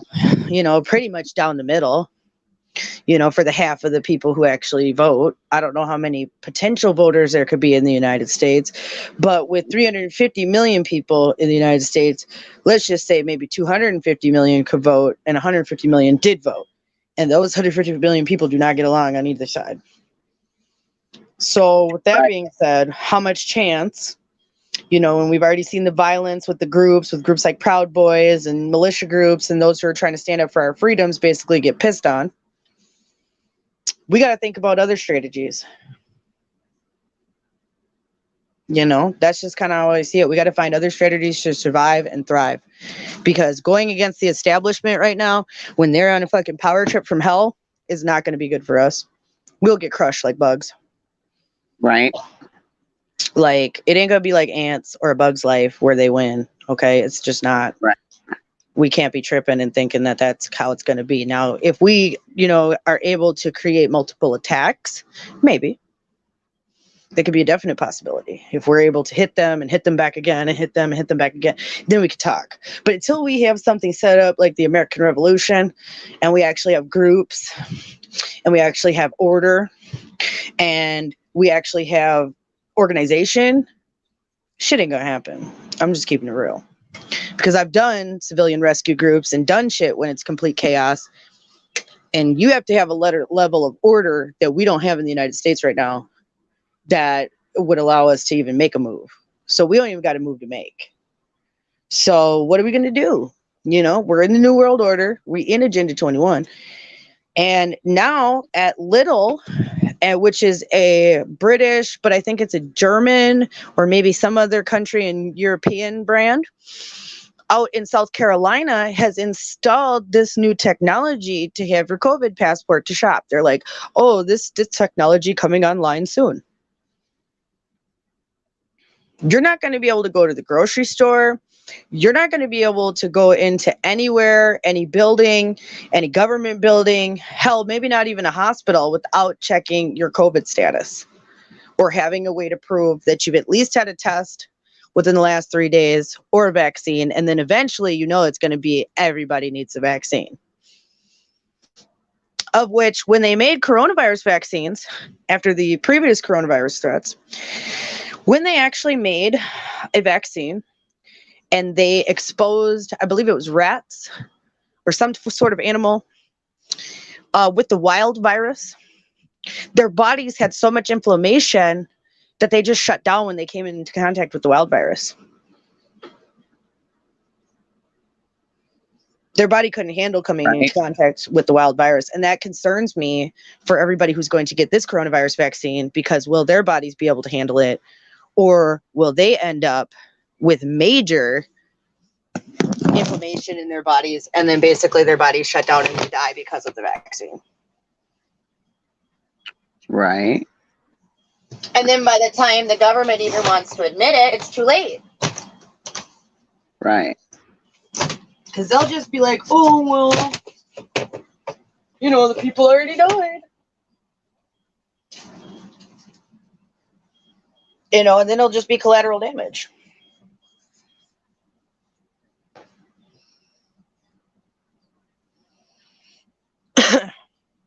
Yeah. They're going to want us all to renounce God, because they already are shutting down churches. They already don't want you to be in church. They already are controlling worship, because they know that would be the place that the underground would rise.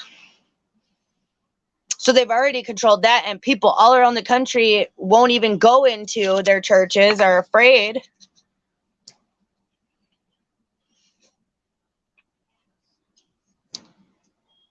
So we've already got a problem, because people are already cowering.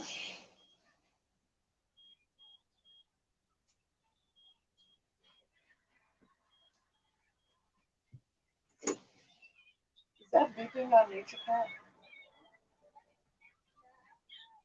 Stop touching yourself. Stop touching yourself.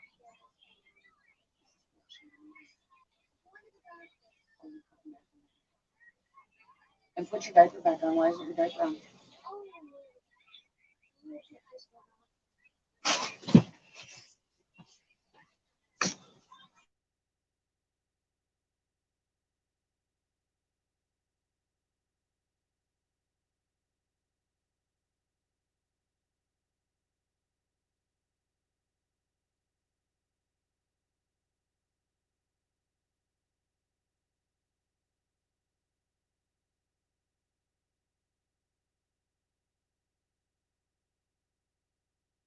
Oh gosh.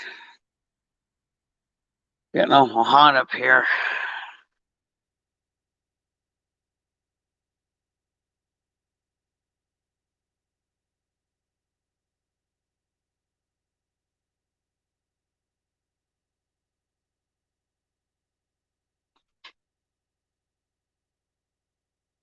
Oh goodness.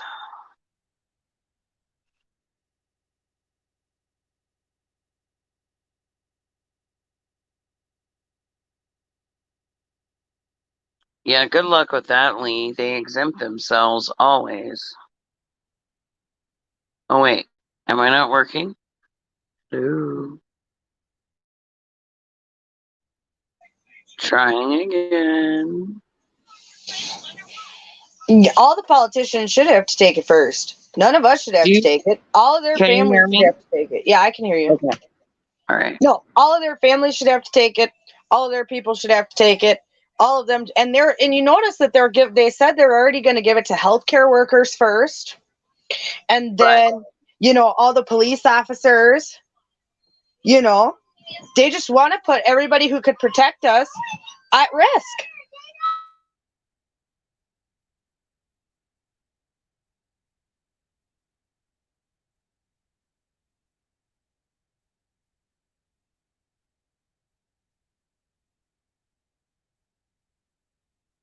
Hmm.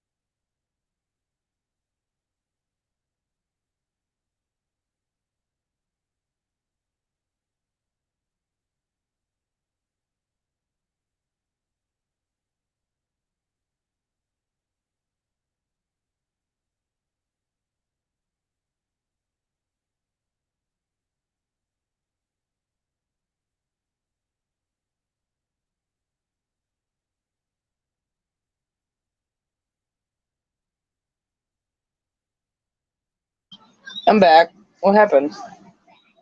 I don't know. Well, I had to mute myself, so you could have kept talking. Oh. Right. Right. Saying. Hold on.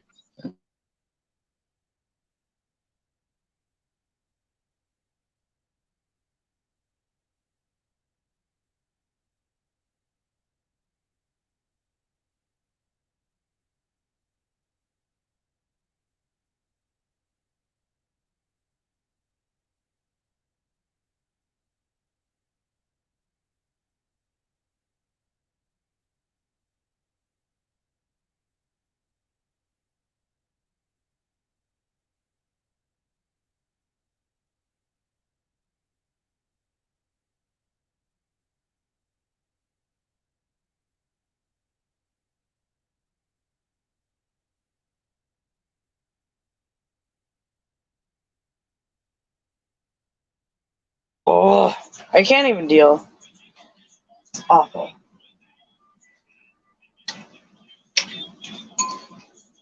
Absolutely awful.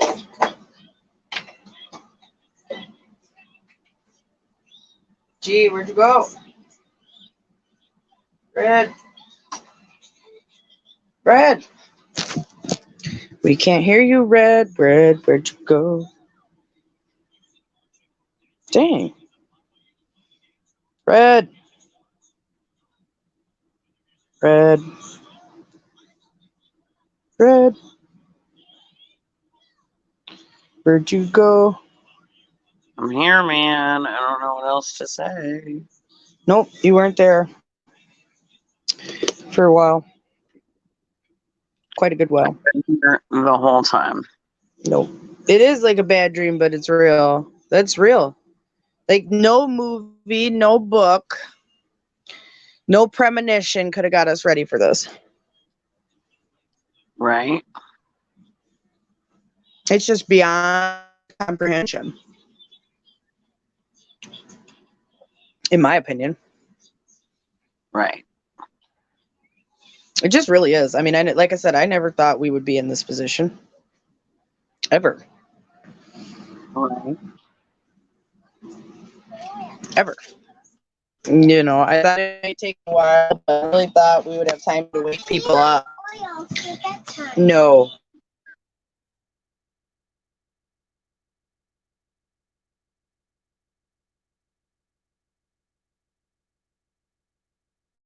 Right.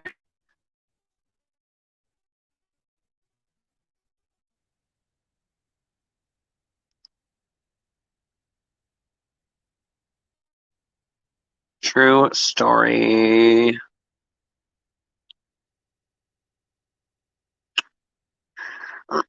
Yes, we did a lot of research into that too, MG, and the different places and the different religions and the different Bibles that it actually shows up in.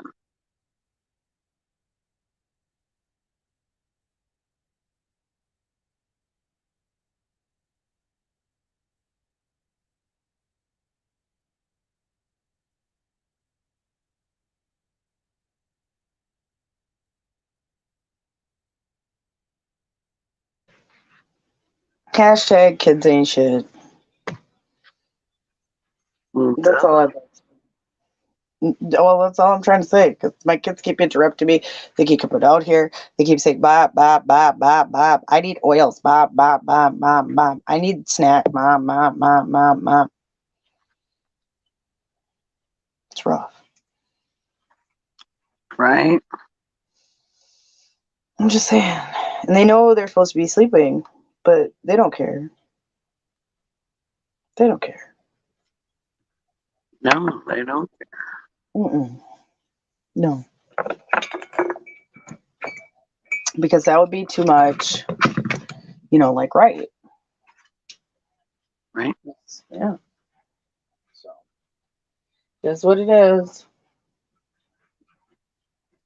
But it's just frustrating. I mean, it just makes you think where we're at this point. And I don't know. Not discouraging, but it is a little disheartening.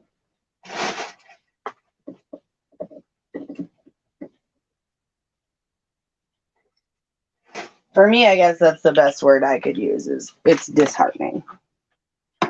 To see where we're at as a world, as a country. This is the first time that they said today, I saw Smart News put an article that said, oh, Trump supporters for the first time are acknowledging the defeat, of Trump and blah, blah, blah. And, I mean, I don't know. Just wonky narratives. It's Project Mockingbird stuff. It's just really like all out of the playbooks that we've been knowing about. And that's what I think is most frustrating is that literally all of this was hidden in plain sight.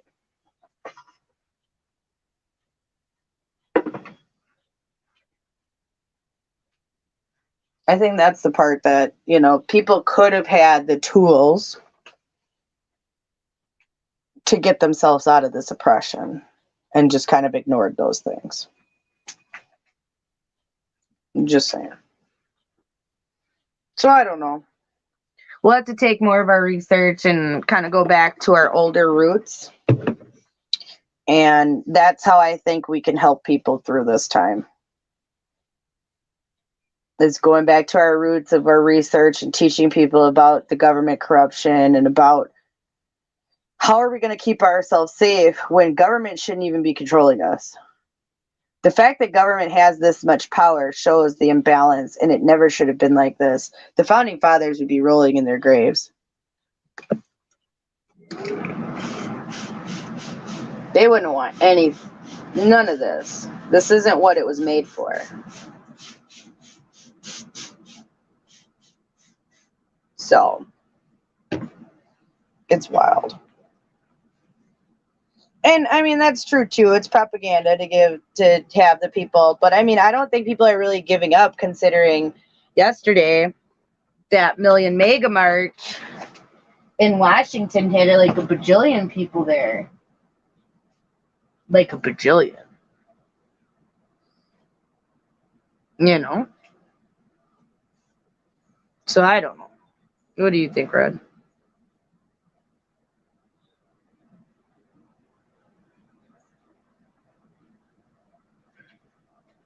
You know, because we should probably end up heading out of here tonight, you think? Red? You ain't here, Red. Even though if you can hear me, you ain't here, though. And that's true, MGTOW. The problem is people like being in the Matrix. Well, I don't think they like being in the Matrix. I think they just don't know that they're in the Matrix either. And that what they are in is comfortable, and they don't want to find out what's outside of that. You know, people just don't want to know the truth, because then they would have to then admit that some things are wrong, or they'd have to do something about it, or they didn't do anything about it until now. You know, there's a lot of reasons why they wouldn't want to acknowledge that. You know, so there's that. But Red, where you go? Red. So I want to like take over this thing cutting me off. Right? Maybe it's like what happens to me, where my signal just goes down just enough where it won't pick it up. I don't know. Could. Because sometimes that happens to me where I can hear everybody perfectly, and then they're like, I can't hear you. So it could be that. But I don't know if you had anything else to add, or how much longer you wanted to stay around, but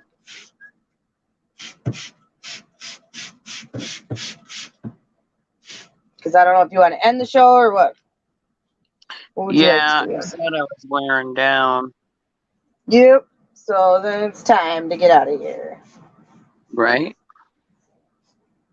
But thank you guys for putting up with us again tonight and joining us. And if you like what we do, think about donating to us at the Freedom Revolution Network. Can't do it without all of you. And our network is viewer funded. So if you would like to show us some love, you can go to freedomrevolutionnetwork.com, hit the donate tab, and you can donate there, as well as PayPal, paypal.me/freedomrevolution19, or Cash App FR Network.